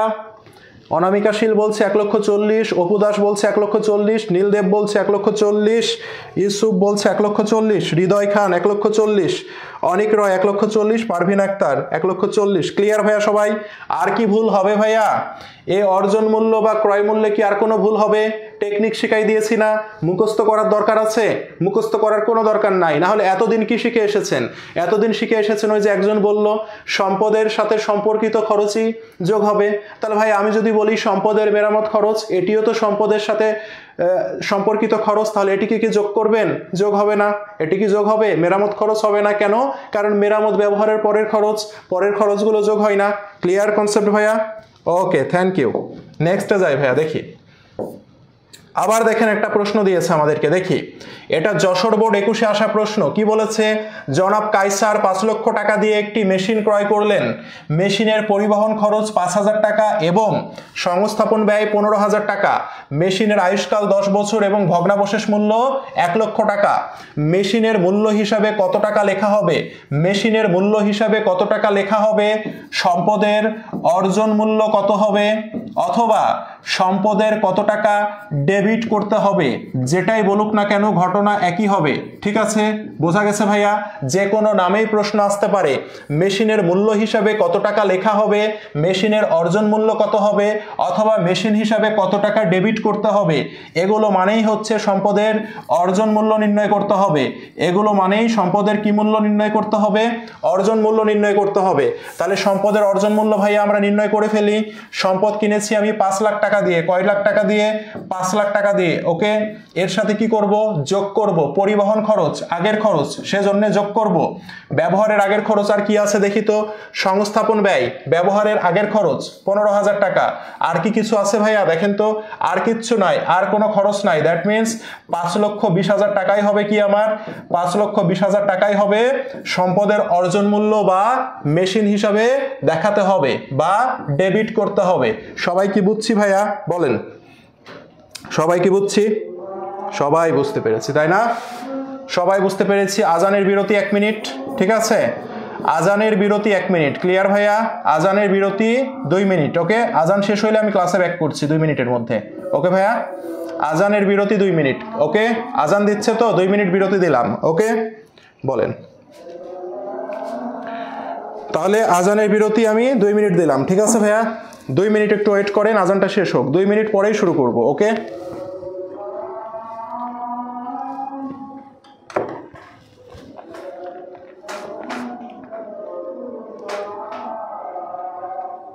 সবাই থাকেন, চলে যেন না, 2 মিনিট পরে শুরু করছি। ওকে,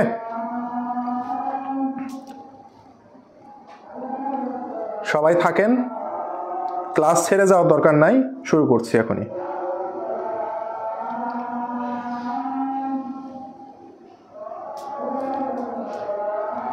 নামাজের বিরতি, ক্লাস শেষ হোক তারপরে নামাজ পড়বেন।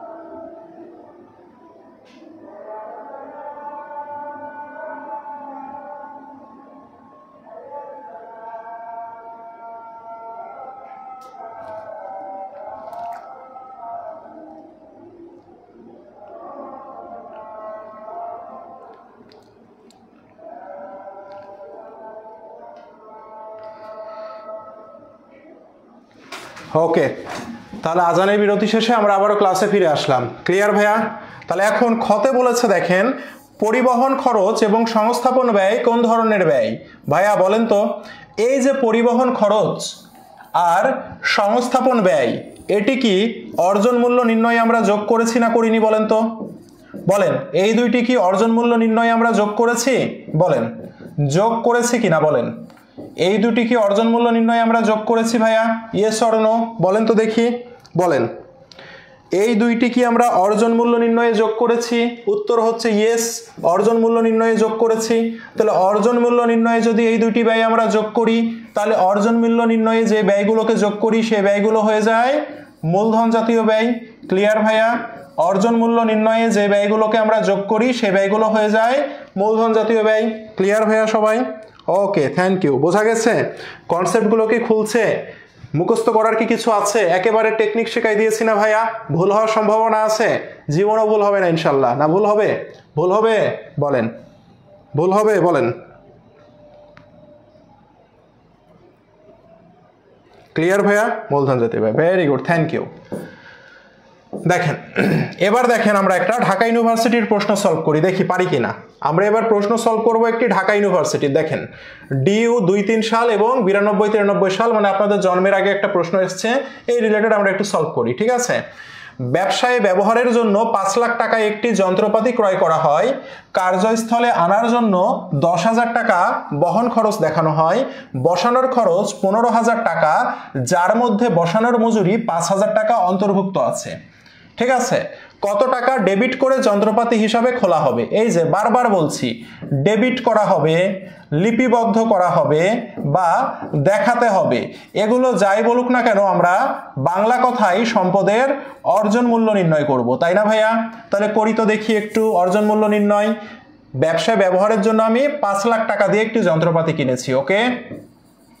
এই 5 লাখ টাকার সাথে আমি কার্যস্থলে আনার জন্য 10,000 টাকার বহন খরচ দিয়েছি। বহন খরচ মানে কি? পরিবহন খরচ, তাহলে অবশ্যই যোগ করব ব্যবহারের আগের খরচ। বসানোর খরচ 15,000 টাকা। মেশিনটা যে বসাবো মানে সংস্থাপন ব্যয়, সেই সংস্থাপন ব্যয় কি বলেছে?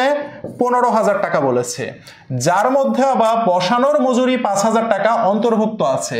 ভাইয়া তাহলে এই যে 15,000 টাকা, এই 15,000 টাকায় যদি আমরা এখানে লিখে ফেলি, তাহলে কি আলাদা করে আর এই বসানোর মজুরিকে কি যোগ করার দরকার আছে? যেহেতু এই 15,000 টাকার মধ্যেই বসানোর মজুরি 5,000 টাকা অন্তর্ভুক্ত আছে, তাহলে নতুন করে কি এই 5,000 টাকার যোগ করার দরকার আছে?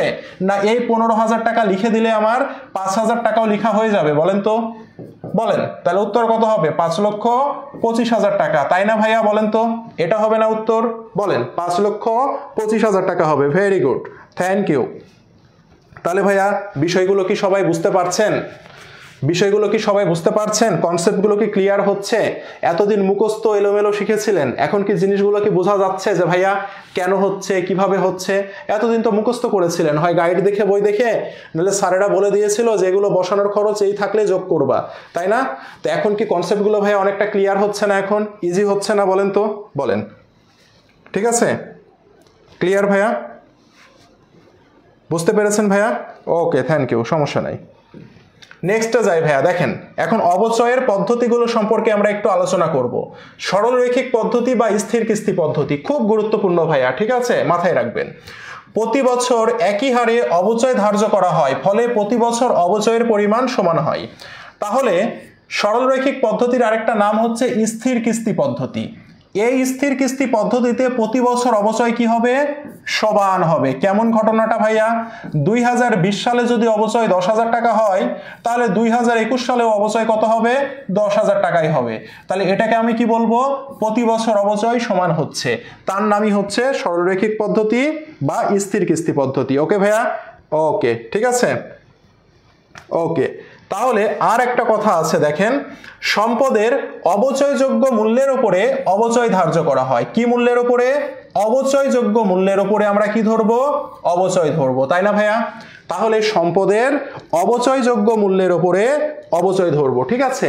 এটা ঢাবির প্রশ্ন করানো হচ্ছে না, এটা যার প্রশ্ন করানো হচ্ছে করেন। ঢাবির প্রশ্ন যখন সলভ করাবো তখন বুঝবেন যে সহজ না কঠিন। ক্লাসটা আজকে করেন, সামনের দিন ঢাবির প্রশ্ন দেখাবো, তখন বুঝবেন যে পারেন কিনা, ঠিক আছে। এত এক্সাইটেড হওয়ার কিছু নাই, আরামে ক্লাস করেন, ঠিক আছে। আমাদের সমস্যা কি জানেন? আমাদের সমস্যা হচ্ছে আমরা একটু বেশি আগে লাফাই। তো বেশি লাফাইলে যেটা হয়, এটার ফলাফল ভালো হয় না। বেসিক শিখেন, বেসিক শিখেন। আমি তো এইচএসসি পড়াচ্ছি, তাই না? সামনের দিনে দেখাবো, তখন দেখবেন যে সহজ লাগে না কঠিন লাগে। ওকে, ধৈর্য ধরতে হবে ভাইয়া। হ্যাঁ, তাহলে দেখেন, সম্পদের অবচয়যোগ্য মূল্যের উপরে আমরা অবচয় ধরবো। এখন অবচয়যোগ্য মূল্য কাকে বলে ভাইয়া? অবচয়যোগ্য মূল্য মানে হচ্ছে যে মূল্যের উপরে অবচয় ধরা হয়। তাহলে সরলরৈখিক পদ্ধতিতে সম্পদের ক্রয় মূল্য বা অর্জন মূল্য থেকে ভগ্নাবশেষ মূল্যকে বাদ দিতে হয়। কি করতে হয়? বাদ দিতে হয়। বাদ দেওয়ার পরে যে মূল্য পাবো সেই মূল্যের উপরে অবচয় ধরতে হয়। বোঝা গেছে? তাহলে ভাইয়া এখানে একটা জিনিস, সেটা হচ্ছে কি, এখানে আমাদেরকে যে জিনিসটা মনে রাখতে হবে সেটা হচ্ছে অবচয়যোগ্য মূল্য কাকে বলে? অবচয়যোগ্য মূল্য মানে হচ্ছে যে মূল্যের উপরে অবচয় ধরা হয়, যে মূল্যের উপরে অবচয় ধরা হয় সেটাই হচ্ছে অবচয়যোগ্য মূল্য। এখন অবচয়যোগ্য মূল্য কিভাবে নির্ণয় করব? কোন পদ্ধতিতে? সরলরৈখিক পদ্ধতিতে। সরলরৈখিক পদ্ধতিতে অবচয়যোগ্য মূল্য কিভাবে নির্ণয় করব? সম্পদের ক্রয় মূল্য বা অর্জন মূল্য থেকে বাদ দিব কি ভাইয়া? ভগ্নাবশেষ মূল্যকে বাদ দিব, যে ভগ্নাবশেষ মূল্য প্রশ্নেই দেয়া থাকবে। ওকে, আর সম্পদের অর্জন মূল্য বা ক্রয় মূল্য কেমনে বের করে এতক্ষণ আমি অনেকগুলো উদাহরণ দেখাইছি, তাই না? তাহলে কি আমি সম্পদের অর্জন মূল্য বা ক্রয় মূল্য বের করতে পারবো? যদি পারি, সেই মূল্য থেকে আমরা ভগ্নাবশেষ মূল্যকে মাইনাস করে দিব। তাহলে আমরা কি পেয়ে যাব? সরলরৈখিক পদ্ধতিতে অবচয়যোগ্য মূল্য পেয়ে যাব। ক্লিয়ার ভাইয়া? বলেন, বোঝা গেছে ভাইয়া? ওকে, নেক্সটে যাই আমরা, দেখি। এখন সরলরৈখিক পদ্ধতিতে বার্ষিক অবচয় ধরতে দুটি পদ্ধতি ফলো করতে পারি আমরা, ঠিক আছে? এটা হচ্ছে পদ্ধতি 1, এটি হচ্ছে পদ্ধতি 2। একটি হচ্ছে ক্রয় মূল্য থেকে ভগ্নাবশেষ মূল্যকে বাদ দিয়ে অবচয়যোগ্য মূল্য নির্ণয় করে আয়ুষ্কাল দিয়ে ভাগ করতে পারি। ক্রয় মূল্য মাইনাস ভগ্নাবশেষ মূল্য ডিভাইডেড বাই আয়ুষ্কাল দিয়ে আমরা অবচয় নির্ণয় করতে পারি। আবার যদি আপনি মনে করেন যে অবচয়ের হার বের করব, তাহলে সরলরৈখিক পদ্ধতিতে অবচয় হার বের করার সূত্র কি? 100% ডিভাইডেড বাই আয়ুষ্কাল। সাপোজ আপনার আয়ুষ্কাল যদি কত হয়? 5 বছর হয়, তাহলে 100 ভাগ 5 সমান কত হবে? 20%। এই 20%ই হচ্ছে অবচয়ের হার। এই অবচয়ের হারকে আমরা কি করব? অবচয়যোগ্য মূল্যের সাথে অবচয়ের হারকে গুণ করে দিব, তাহলে আমি অবচয়ের হার দিয়ে অবচয় বের করতে পারবো, ঠিক আছে? তাহলে সরলরৈখিক পদ্ধতিতে কি হবে? সরলরৈখিক পদ্ধতিতে আমাদের এই দুইটি সূত্র দিয়ে আমরা অবচয়যোগ্য মূল্য নির্ণয় করতে পারি। ক্লিয়ার ভাইয়া? সবাই বলেন, বুঝতে পেরেছেন সবাই? সবাই কি বুঝছেন? বলেন। তাহলে এখন এটাই যদি হয়, আমাদের, তাহলে আমরা একটু নেক্সটে যাই, কিছু প্র্যাকটিস দেখি আমরা, ক্লাস শেষ হয়ে যাবে, ঠিক আছে? টেনশন নিয়েন না, ওকে? ম্যানেজমেন্ট ক্লাসের আগে শেষ করে দেবো, এত টেনশন নিতে হবে না, কারণ এই ক্লাস শেষ হলে ম্যানেজমেন্ট শুরু হবে। ওকে, দেখেন তাহলে সরলরৈখিক পদ্ধতিতে আমরা একটু অবচয় ধরি। দেখেন সমস্যা 1, কোম্পানি এত টাকা মূল্যের একটি যন্ত্র ক্রয় করে যার সংস্থাপন ব্যয় এত টাকা, ভগ্নাবশেষ মূল্য এত টাকা, আয়ুষ্কাল 10 বছর হলে অবচয়ের 10 বছর, অবচয়ের হার পদ্ধতিতে 10% হলে অবচয়ের পরিমাণ কত? ঠিক আছে, তাহলে দেখেন অবচয়ের হার দেয়া আছে, তাই না? অঙ্কে অবচয়ের হার দেয়া আছে, তাহলে অবচয়ের হার দেয়া থাকলে আমাকে কি বের করতে হবে? অবচয়যোগ্য মূল্য বের করতে হবে। এখন এই অবচয়যোগ্য মূল্য কেমনে বের করব? আমি অবচয়যোগ্য মূল্য আমি বের করব অর্জন মূল্য মাইনাস ভগ্নাবশেষ মূল্য, তাই না ভাইয়া? এখন ভাইয়া অর্জন মূল্য কেমনে বের করব? দেখেন 1 লাখ টাকা দিয়ে যন্ত্র ক্রয় করেছি, 1 লাখ টাকার সাথে আমি কি করব? দেখি তো ব্যবহার উপযোগী করার কি খরচ আছে, ব্যবহারের আগে সংস্থাপন ব্যয় আছে, তাহলে এই সংস্থাপন ব্যয়কে যোগ করব আর মাইনাস করব কাকে? এই যে দেখেন ভগ্নাবশেষ মূল্যকে মাইনাস করতে হয়, ভগ্নাবশেষ মূল্য 10,000 টাকা, তাহলে কত হবে ভাইয়া? 1,10,000 টাকা। এই 1,10,000 টাকা অবচয়যোগ্য মূল্য। আমাকে বের করতে বলেছে কি? অবচয়ের পরিমাণ। তাহলে এখন অবচয় নির্ণয় করি। দেখেন অবচয় সমান অবচয়যোগ্য মূল্য 1,10,000, এটাকে আমি গুণ করে দিব কি দিয়ে? অবচয়ের হার দিয়ে, যেহেতু অবচয়ের হার প্রশ্নে আছে। তাহলে উত্তর কত হবে ভাইয়া? উত্তর হবে 11,000 টাকা, তাই না? এই যে অবচয় বের হয়ে গেল।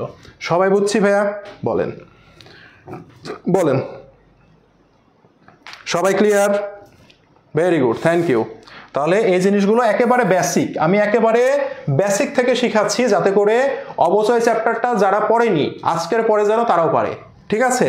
সামনের দিনে আমাদের কঠিন কঠিন প্রশ্ন আসবে, ম্যাথ আসবে, সমস্যা নাই, সেগুলোকে ইজি করে দেব, কিন্তু সেই ইজিগুলো করতে আজকের কনসেপ্টটা আপনাদের ভালো মতো জানতে হবে। আজকের ক্লাস যারা ভালো করে করবে, সামনের দিনের অঙ্ক এবং সামনের দিন আমি ইউনিভার্সিটির প্রশ্ন সলভ করাবো, এই প্রশ্নগুলো আপনারা ইজিলি ধরতে পারবেন।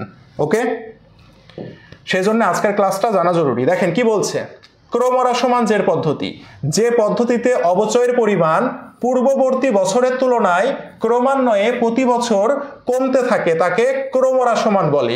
ক্রমহ্রাসমান মানে কি জানেন? ক্রমহ্রাসমান মানে হচ্ছে ক্রমেই কমতে থাকা। ক্রমহ্রাসমান মানে কি?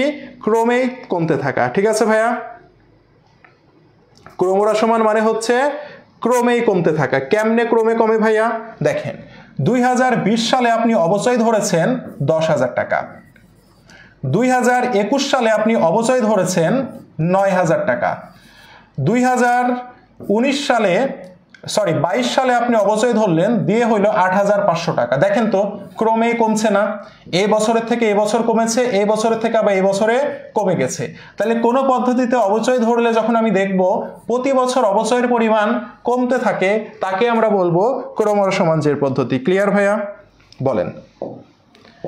নেক্সটটা দেখি আমরা। তাহলে ভাইয়া দেখি নেক্সটে আমার ক্লাসে এরকমই, আমি হচ্ছে অনেক কিছু পড়াই ফেলি, কিন্তু সবাই বলে যে সময় এত দ্রুত চলে গেল, কিন্তু অনেক কিছু কিন্তু আমি কম সময়ে পড়াই ফেলতে পারি, বুঝছেন? দেখেন দেখেন এ পদ্ধতিতে অবচয় ধার্যের জন্য অবচয়ের হার প্রয়োজন। দেখেন এটা একটা জিনিস মনে রাখবেন, ক্রমহ্রাসমান জের পদ্ধতিতে অবচয়ের হার ছাড়া অবচয় নির্ণয় করা যায় না। সে কারণে এই পদ্ধতিতে অবচয় ধরতে হলে অবশ্যই কি লাগবে? অবচয়ের হার লাগবে। এই অবচয়ের হার ছাড়া আপনি অবচয় ধরতে পারবেন না, অর্থাৎ একটা পার্সেন্টেজ লাগবে। এই পার্সেন্টেজ ছাড়া আপনি ক্রমরা সমান জের পদ্ধতিতে অবচয় ধরতে পারবেন না। কিন্তু সরলরৈখিক পদ্ধতিতে আপনি দুইটি নিয়মে অবচয় ধরতে পারবেন, একটি পার্সেন্টেজ আর আরেকটি সূত্র দিয়ে। কিন্তু ক্রমরা সমানে অবচয় ধরতে আপনার অবশ্যই অবচয়ের হারের প্রয়োজন হবে। ঠিক আছে ভাইয়া, নেক্সটে যাই। নেক্সটে কি পয়েন্ট দেখেন তো, এই পদ্ধতিতে অবচয় ধার্যের জন্য ভগ্নাবশেষ মূল্য বাদ দিতে হয় না। কি করতে হয় না? ভগ্নাবশেষ মূল্য বাদ দিতে হয় না। দ্যাট মিন্স মনে রাখবেন, এই ভগ্নাবশেষ মূল্যটা ক্রমরা সমান জের পদ্ধতিতে অপ্রয়োজনীয়। কি ভাইয়া? অপ্রয়োজনীয়। তার মানে কি? ক্রমরা সমান জের পদ্ধতিতে ভগ্নাবশেষ মূল্যের কোনো কাজ নাই। মনে থাকবে ভাইয়া? মনে থাকবে? ওকে, নেক্সটটা দেখি আমাদের কি আছে। এই পদ্ধতিতে প্রথম বছর ক্রয় মূল্য বা অর্জন মূল্যের উপরে, প্রথম বছর কোন মূল্যের উপরে অবচয় ধরবো? ক্রয় মূল্য বা অর্জন মূল্যের উপরে। আর দ্বিতীয় বছর থেকে আমি অবচয় ধরবো কার উপরে? বই মূল্য বা পুস্তক মূল্যের উপরে। মনে থাকবে, কারণ প্রথম বছরে বই মূল্য নির্ণয় করা যায় না, যেহেতু অবচয় নাই, বই মূল্য নির্ণয় করতে পারবেন না। কিন্তু দ্বিতীয় বছর থেকে আপনার অবচয় থাকবে, সে কারণে বই মূল্যের উপরে আপনাকে কি ধরতে হবে? অবচয় ধরতে হবে। ওকে ভাইয়া, নেক্সটে যাই। দেখেন, এই পদ্ধতিতে সরলরৈখিক পদ্ধতির দ্বিগুণ হারে অবচয় ধরা হয় বলে একে দ্বিগুণ ক্রমরা সমান জের পদ্ধতিও বলে। তাহলে এখান থেকে মনে রাখবেন, ক্রমরা সমান জের পদ্ধতির আরেকটি নাম হচ্ছে কি? ক্রমরা সমান জের পদ্ধতির আরেকটি নাম হচ্ছে দ্বিগুণ ক্রমরা সমান জের পদ্ধতি। এই দুটি নামেই কিন্তু আপনাদের পরীক্ষায় প্রশ্ন আসে। তো আমরা অনেকে ভুল করে ফেলি যে ভাইয়া আমি তো ক্রমরা সমান পড়ে গেছি, পরীক্ষায় বলেছে দ্বিগুণ ক্রমরা সমান, তাহলে এটি কি আবার অন্য কোনো নিয়ম কিনা? উত্তর হচ্ছে না। ক্রমরা সমান যেটা, দ্বিগুণ ক্রমরা সমানও সেটা। ঠিক আছে ভাইয়া, মাথায় রাখতে হবে। ওকে ওকে, নেক্সটে যাই। দেখেন, ক্রমরা সমান জের পদ্ধতিতে অবচয় ধরতে অবশ্যই অবচয়ের হার লাগবে, আমরা পড়েছি। তো এই অবচয়ের হার আমরা কিভাবে নির্ণয় করব? 100% ধরেন, সূত্রে আছে, আর অঙ্কে আছে আয়ুষ্কাল হচ্ছে 5 বছর ইন্টু 2, তাহলে কত হবে ভাইয়া? 5 20 100, 20 দুগুণে 40, তখন অবচয়ের হার হয়ে যাবে 40%। বোঝা গেছে? তাহলে এই অবচয়ের হার কিন্তু অবশ্যই লাগবে ক্রমরা সমান জের পদ্ধতিতে, না হলে আপনি অবচয় ধরতে পারবেন না। আর একটু ক্লাস আছে ভাইয়া, 5 মিনিটের মতো লাগবে, শেষ করে দিব। ওকে, এই 5 মিনিটের কথাগুলো ভালো করে শুনতে হবে। দেখেন, বই মূল্য বা পুস্তক মূল্য কি জিনিস? সম্পদের ক্রয় মূল্য বা অর্জন মূল্য থেকে পুঞ্জীভূত অবচয়কে বাদ দিয়ে দিলে যে মূল্য পাবেন তার নামই হচ্ছে বই মূল্য বা পুস্তক মূল্য। মনে থাকবে ভাইয়া? বই মূল্য বা পুস্তক মূল্য এটা কিন্তু অনেক গুরুত্বপূর্ণ একটা জিনিস। সম্পদের ক্রয় মূল্য বা অর্জন মূল্য হতে কাকে বাদ দেব ভাইয়া? বলেন। পার্সেন্ট দেওয়া লাগবে না, 100 দেওয়া লাগবে ভাই, পার্সেন্টেজই দেওয়া লাগবে। ঠিক আছে, তাহলে দেখেন, বই মূল্য বা পুস্তক মূল্য মানে কি? সম্পদের ক্রয় মূল্য বা অর্জন মূল্য থেকে পুঞ্জীভূত অবচয়কে বাদ দিতে হবে, তাহলেই তাকে আমরা বই মূল্য বা পুস্তক মূল্য বলবো। এখন কথা হচ্ছে ভাইয়া, এই যে পুঞ্জীভূত অবচয়, এটি নিয়ে আমি একটু কথা বলবো। পুঞ্জীভূত অবচয়ের আরো নাম হচ্ছে অবচয় সঞ্চিতি। ওকে, পুঞ্জীভূত অবচয়ের আরো নাম হচ্ছে অবচয় সঞ্চিতি। মনে রাখবেন, পুঞ্জীভূত অবচয় বা অবচয় সঞ্চিতি হচ্ছে একটি বিপরীত সম্পদ হিসাব। কি হিসাব ভাইয়া? বিপরীত সম্পদ হিসাব। এখন বিপরীত সম্পদ হিসাব কি জিনিস এটি আমি পরে বোঝাবো। ওকে, বিপরীত সম্পদ হিসাব কি জিনিস আমি এটি পরে বোঝাবো। তাহলে পুঞ্জীভূত অবচয়ের আরেকটা নাম কি? পুঞ্জীভূত অবচয়ের আরেকটি নাম হচ্ছে অবচয় সঞ্চিতি বা ক্রমযোজিত অবচয়ও বলে। কি বলে? ক্রমযোজিত অবচয়ও বলে। ঠিক আছে, যেটি একটি বিপরীত সম্পদ হিসাব। তাহলে এই ক্রমযোজিত অবচয় জিনিসটা কি ভাইয়া? ক্রমযোজিত অবচয় বা পুঞ্জীভূত অবচয়, অবচয় সঞ্চিতি একটি বিপরীত সম্পদ হিসাব। তাহলে এই জিনিসটা কি ভাইয়া? কিছুই না। এই পুঞ্জীভূত অবচয় মানে হচ্ছে যত বছরের অবচয় ধরা হবে তার যোগফল।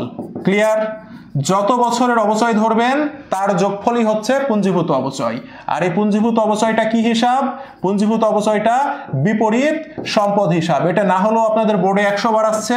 আর অ্যাডমিশন টেস্টে 30 থেকে 40 বার আসছে এই প্রশ্নটা, ঠিক আছে। পুঞ্জীভূত অবচয় একটি বিপরীত সম্পদ হিসাব। পুঞ্জীভূত অবচয় কি জিনিস? পুঞ্জীভূত অবচয় হচ্ছে যত বছরের অবচয় ধরবেন তার যোগফলই হচ্ছে পুঞ্জীভূত অবচয়। ওকে ভাইয়া, এখন দেখেন কেমনে ভাইয়া, 2020 সালে অবচয় ধরে হয়েছে 10,000 টাকা, ঠিক আছে। তাহলে 2020 সালে আপনাকে যদি বলে পুঞ্জীভূত অবচয় কত, কয় বছরের অবচয় ধরেছেন? 1 বছরেরই, তাহলে পুঞ্জীভূত অবচয় হয়ে যাবে 10,000 টাকা। 2021 সালে আপনি অবচয় ধরেছেন 15,000 টাকা, ওকে। এখন আপনাকে যদি বলে পুঞ্জীভূত অবচয় কত, তাহলে কয় বছরের অবচয় ধরেছেন? 2 বছরের, এই যে 1 বছর, এই যে 1 বছরের, তাহলে 2 বছরের অবচয় যোগ করেন 25,000 টাকা। 2022 সালে যদি আপনি অবচয় ধরলেন 5,000 টাকা, তাহলে এখন আপনাকে যদি বলে 2022 সালে পুঞ্জীভূত অবচয় কত, তাহলে কয় বছরের অবচয় ধরা হইল? 1, 2, 3, তাহলে 3 বছরের অবচয়কে যোগ করেন 10, 15, 25 আর 5 এ 30,000 টাকা, তাহলে পুঞ্জীভূত অবচয় হবে 30,000 টাকা। বুঝতে পেরেছেন পুঞ্জীভূত অবচয় কি জিনিস ভাইয়া? পুঞ্জীভূত অবচয় কি জিনিস বুঝছেন ভাইয়া? ভেরি গুড, থ্যাংক ইউ, এই যে সবাই বুঝতে পারছে, থ্যাংক ইউ। তাহলে ভাইয়া আমরা একটু প্রশ্ন সলভ করব, করে আপনাদের একটু গুরুত্বপূর্ণ নির্দেশনা আছে দিয়ে ক্লাসটা শেষ করব, ঠিক আছে। দেখেন এবার দেখেন, একটি মেশিনের ক্রয় মূল্য এত টাকা, আনুমানিক আয়ুষ্কাল 4 বছর, 4 বছর পর ভগ্নাবশেষ মূল্য এত টাকা, ক্রমরা সমান জের পদ্ধতিতে অবচয়ের হার কত। তাহলে এত কিছু লাগবে না, অবচয়ের হার মানে হচ্ছে 100% ডিভাইডেড বাই কি পদ্ধতি বলেছে? ক্রমরা সমান জের পদ্ধতি। আয়ুষ্কাল, আয়ুষ্কাল হচ্ছে 4 বছর গুণন 2, তাহলে কত হবে ভাইয়া? 50% হবে না? 50% হবে না বলেন তো? অবচয়ের হার কত হবে? 50% হবে, তাই না ভাইয়া? 50% হবে না অবচয়ের হার? অবচয়ের হার হবে 50%, ওকে। নেক্সটে যাই। আমাকে বলেছে অবচয়যোগ্য মূল্য কত, কোন পদ্ধতিতে? ক্রমরা সমান জের পদ্ধতিতে। ভাইয়া ক্রমরা সমান জের পদ্ধতিতে অবচয়যোগ্য মূল্য নির্ণয় করতে ভগ্নাবশেষ মূল্যের কোনো কাজ হবে না? হবে না বলেন? এই যে ভগ্নাবশেষ মূল্য, এই ভগ্নাবশেষ মূল্যের কোনো কাজ হয়? ক্রমরা সমান জের পদ্ধতিতে কি কোনো ভগ্নাবশেষ মূল্যের কাজ হয়? ভগ্নাবশেষ মূল্যের কাজ হয় না। দ্যাট মিন্স যেটি অর্জন মূল্য হবে সেই অর্জন মূল্যটাই হবে কি মূল্য? অর্জন মূল্যটাই হবে অবচয়যোগ্য মূল্য। কোন পদ্ধতিতে ভাইয়া? ক্রমরা সমান জের পদ্ধতিতে। প্রথম বছরে যেটি অর্জন মূল্য সেটি অবচয়যোগ্য মূল্য। কেন? কারণ ক্রমরা সমান জের পদ্ধতিতে ভগ্নাবশেষ মূল্যের কোনো কাজ হয় না। আমি পড়াইছি না ভাইয়া? ভগ্নাবশেষ মূল্যের কোনো কাজ হবে না। তাহলে অবচয়যোগ্য মূল্য কত? 2,35,000 টাকা দিয়ে কিনেছি আমি। আর কি করেছি? বহন খরচ মানে পরিবহন খরচ 25,000। আর কিছু আছে? আর কিচ্ছু নাই। তাহলে এই দুইটাকে যোগ করেন 2,60,000 টাকা। এই 2,60,000 টাকাই হচ্ছে অবচয়যোগ্য মূল্য। ক্লিয়ার ভাইয়া সবাই? ক্লিয়ার, ঠিক আছে। আচ্ছা দেখেন, এবার আমরা বলেছে একটি মেশিনের ক্রয় মূল্য 8,000 টাকা, সংস্থাপন ব্যয় 3,000 টাকা, ক্রমরা সমান অবচয়ের হার 10%। দ্বিতীয় বছরের অবচয় কত? দেখেন, তাহলে প্রথম বছর অবচয় ধরি কোন মূল্যের উপরে ভাইয়া? প্রথম বছর অবচয় ধরি আমরা অর্জন মূল্যের উপরে, তাই না? প্রথম বছরে আমরা অবচয় ধরবো অর্জন মূল্যের উপরে। তাহলে অর্জন মূল্য কত আছে? কিনেছি 8,000 টাকা দিয়ে, সংস্থাপন ব্যয় 3,000 টাকা, তাহলে অর্জন মূল্য কত টাকা? 11,000 টাকা। এর উপরে আমি কি করব? 10% অবচয় ধরবো। তাহলে 10% অবচয় ধরি, কত হয় ভাইয়া? আমাদের 1100 টাকা হয়, রাইট? 1100 টাকা হয় না? 1100 টাকা হয়। জানতে চাচ্ছে দ্বিতীয় বছরের অবচয় কত, তাহলে দ্বিতীয় বছরের অবচয় ধরি ভাইয়া। দ্বিতীয় বছরের অবচয় কি করে ধরবো জানেন? দ্বিতীয় বছরে আমরা অবচয় ধরতে হবে কার উপরে? বই মূল্যের উপরে। কোন মূল্যের উপরে? বই মূল্যের উপরে। তাহলে বই মূল্যের সূত্র কি ভাইয়া? বই মূল্যের সূত্র হচ্ছে ক্রয় মূল্য। ক্রয় মূল্য কত? এই যে 11,000 টাকা। এই 11,000 টাকা থেকে মাইনাস করবো কাকে? 11,000 টাকা থেকে মাইনাস করবো আমরা এই যে পুঞ্জীভূত অবচয়কে। 1 বছরের অবচয় ধরা হয়েছে, দ্যাট মিন্স এটি পুঞ্জীভূত অবচয়, মাইনাস করবো 1100 টাকা। ঠিক আছে, করেছি না? এর উপরে এখন আমি 10% করব, করে যে টাকাটা হবে সেটি হচ্ছে দ্বিতীয় বছরের অবচয়। বোঝা গেছে? তাহলে কত টাকা হবে এখানে? 10,000, সরি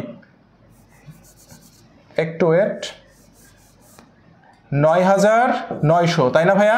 9,900-র উপরে 10% করেন, যদি ক্যালকুলেশন ভুল না করি এটাই হবে, তাহলে 990 টাকা। ঠিক আছে, এটি হচ্ছে আমাদের দ্বিতীয় বছরের অবচয়। বুঝছেন ভাইয়া সবাই? বলেন। সবাই বুঝছেন? বলেন। দ্বিতীয় বছরে কোন মূল্যের উপর অবচয় ধরলাম? দ্বিতীয় বছরে আমরা ক্রয় মূল্য থেকে পুঞ্জীভূত অবচয় বাদ দিলাম, ঠিক আছে? তাহলে দ্বিতীয় বছরে আমরা ক্রয় মূল্য থেকে পুঞ্জীভূত অবচয় বাদ দিলাম, দিয়ে তার উপরে পার্সেন্টেজ করলাম।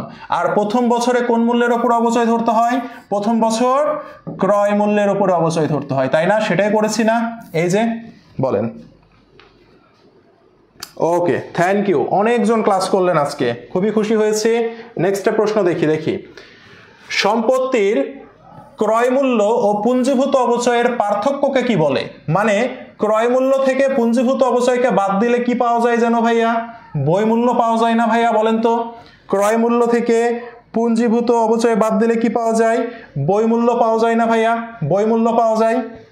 ওকে, নেক্সটে যাই আমরা, দেখি পুঞ্জীভূত অবচয় কি হিসাব? দেখছেন, Dinajpur board 23, Sylhet board, Jessore board 22, Barisal board 21, Dhaka board, Rajshahi board 16, Dhaka board 15। বলেন, পুঞ্জীভূত অবচয় কি হিসাব ভাইয়া?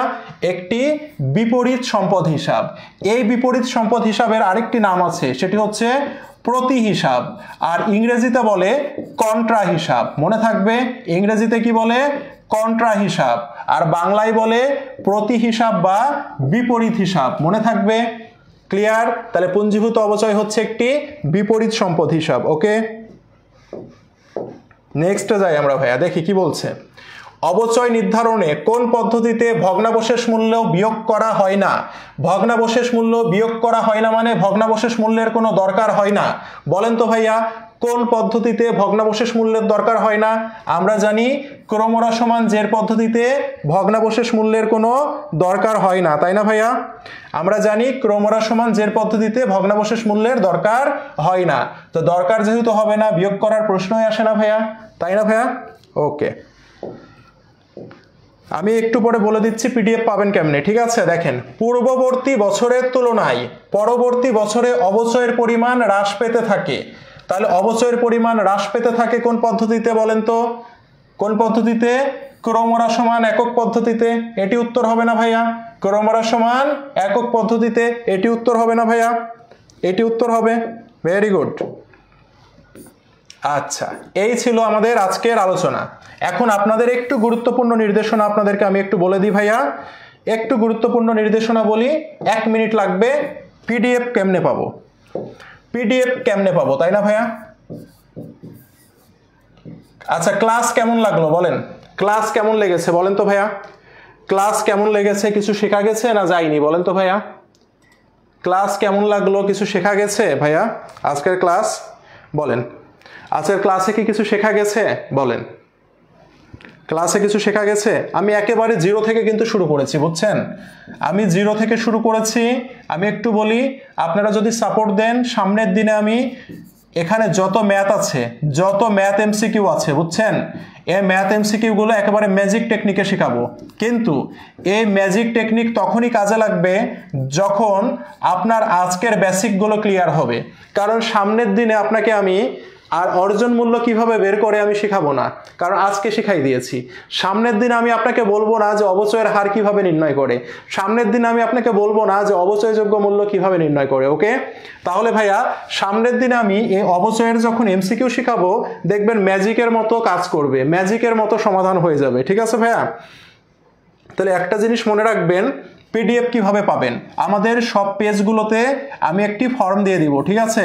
আমি একটি ফর্ম দিয়ে দিব। এই ফর্মগুলোতে তথ্য দিবেন, আপনাদের কিছু তথ্য থাকবে, এই তথ্যগুলো সঠিক তথ্য দিতে হবে, ঠিক আছে? এই সঠিক তথ্য দিয়ে যদি আপনি পূরণ করেন, তাহলেই দেখবেন যে এই ডাউনলোডের লিঙ্কটা পেয়ে যাবেন, ঠিক আছে? আপনি যদি ভুল তথ্য দেন, তাহলে আর ডাউনলোড করতে পারবেন না, ব্লক হয়ে যাবেন আপনি, ঠিক আছে? তাই সঠিক তথ্য দিয়ে পূরণ করে সাবমিট দিবেন, দেখবেন একটা লিঙ্ক পেয়ে যাবেন। সেই লিঙ্ক থেকে আপনি কি করবেন? ডাউনলোড করে নিতে পারবেন। ওকে, অনেক ভালো লেগেছে আজকের ক্লাস, অনেক কিছু শিখতে পেরেছি ইনশাল্লাহ। এতটুকু শিওর থাকেন, যেখানে নাজমুল স্যার আছে আপনাদের, তাই না? যেখানে আপনাদের নাজমুল স্যার আছে এবং যেখানে আমি আছি, সেখানে অ্যাকাউন্টিং নিয়ে কেউ বিট করতে পারবে না বাংলাদেশে, এতটুকু গ্যারেন্টি দিচ্ছি। বোঝা গেছে ভাইয়া? যেখানে নাজমুল স্যার আছে এবং যেখানে আমি আছি, এইচএসসি এবং অ্যাডমিশনে আপনাদের চেয়ে ভালো কেউ শিখতে পারবে না, এতটুকু গ্যারেন্টি দিয়ে যাচ্ছি। ওকে, এটা মাথায় থাকবে, ঠিক আছে? একজন বলছে জায়গা জমি নিয়ে নেবেন নাকি তথ্যগুলো দিয়ে। ভাই আপনাকে নিতে হবে না, আপনি এখান থেকে চলে যান, আপনাকে ক্লাসও করার দরকার নাই, আপনি এখান থেকে চলে যান, ঠিক আছে? ক্লিয়ার ভাইয়া? তাহলে এতটুকু মনে রাখবেন, আপনারা রেগুলার ক্লাসগুলো করবেন, ঠিক আছে ভাইয়া? সরলরৈখিক ক্রমহ্রাসমান কখন কোনটি ব্যবহার করব? প্রশ্নে যেটা যখন বলবে তখন আমরা সেটি ব্যবহার করব, ওকে? প্রশ্নে যদি কিছু না বলে তাহলে সরলরৈখিক ব্যবহার করব। ক্লিয়ার ভাইয়া? আচ্ছা, তাহলে ভাইয়া একটা জিনিসই বলি, সেটা হচ্ছে যেখানে অ্যাকাউন্টিং এর ক্ষেত্রে নাজমুল স্যার এবং আমি আছি, ইনশাল্লাহ এতটুকু গ্যারেন্টি দিতে পারি, এর চেয়ে বেস্ট সার্ভিস আপনি কোথাও পাবেন না, 100% গ্যারেন্টি, ওকে? আর ইংলিশে যেখানে কে আছে, ইংলিশে যেখানে আমির স্যার আছে, আপনাদের প্রিয় আমির স্যার, তাহলে কি এর চেয়ে ভালো ক্লাস আর পাবেন কোথাও? শুধু তাই না, আপনাদের অলরাউন্ডার খ্যাত সম্রাট স্যার যেখানে আছে, সেখানে কি গ্রুপ সাবজেক্ট কি আর অন্য কোথাও যাওয়া লাগবে? অন্য কিছু নিয়ে চিন্তা করতে হবে? যেখানে শহীদ স্যার আছে সেখানে কি ফাইন্যান্স ইকোনমিক্স নিয়ে চিন্তা করতে হবে বলেন? যেখানে মারুফ স্যার আছে সেখানে কি আইসিটি নিয়ে আর চিন্তা করার দরকার আছে বলেন? একেবারে ফুল প্যাকেজ ইনশাল্লাহ আপনাদের জন্য আছি, এইচএসসি পর্যন্ত যত সাপোর্ট লাগে ইনশাল্লাহ পাবেন। খালি এতটুকুই আপনাদের কাছে চাওয়া, রেগুলার আমাদের ক্লাসগুলো করেন, ইনশাল্লাহ প্রত্যাশার চেয়ে অনেক কিছু আপনাদের জন্য ওয়েট করছে, ধীরে ধীরে সবকিছু পাবেন। ক্লিয়ার ভাইয়া? বলেন, বোঝা গেছে ভাইয়া?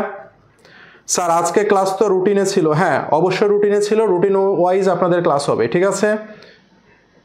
ওকে, সব পেজে লিঙ্ক দেওয়া হবে, ঠিক আছে? সব পেজে লিঙ্ক দেওয়া হবে, সেভাবে করবেন। আর একটা জিনিস মনে রাখবেন, সেটা হচ্ছে পিডিএফটা পড়বেন, ঠিক আছে? আগামীকালকে আমির স্যারের ক্লাস আছে, আমির স্যার যদি ক্লাসটা কোনো কারণে না নিতে পারে তাহলে ইনশাল্লাহ আগামীকালকের ক্লাসটা আমি নেওয়ার ট্রাই করব, ওকে ভাইয়া? তাহলে এতটুকুই মাথায় রাখেন, সবাই সুন্দর মতো পড়াশোনা করেন। সামনে ইনশাল্লাহ এখন আপনাদের সাথে সপ্তাহে 2 দিন আমার রেগুলার দেখা হবে, অ্যাকাউন্টিং নিয়ে সিকিউ এমসিকিউ যা সমস্যা আছে আমি এবং নাজমুল স্যার মিলে আপনাদের সবকিছু ইনশাল্লাহ ক্লিয়ার করে দিব, ঠিক আছে? একবারে অ্যাকাউন্টিং সব সাবজেক্টে আপনারা একবারে প্রো হয়ে যাবেন, ওকে? এইচএসসি টু অ্যাডমিশন কোনো চিন্তা নাই, ইনশাল্লাহ দেখা হবে সবার সাথে। আল্লাহ হাফেজ, ভালো থাকেন।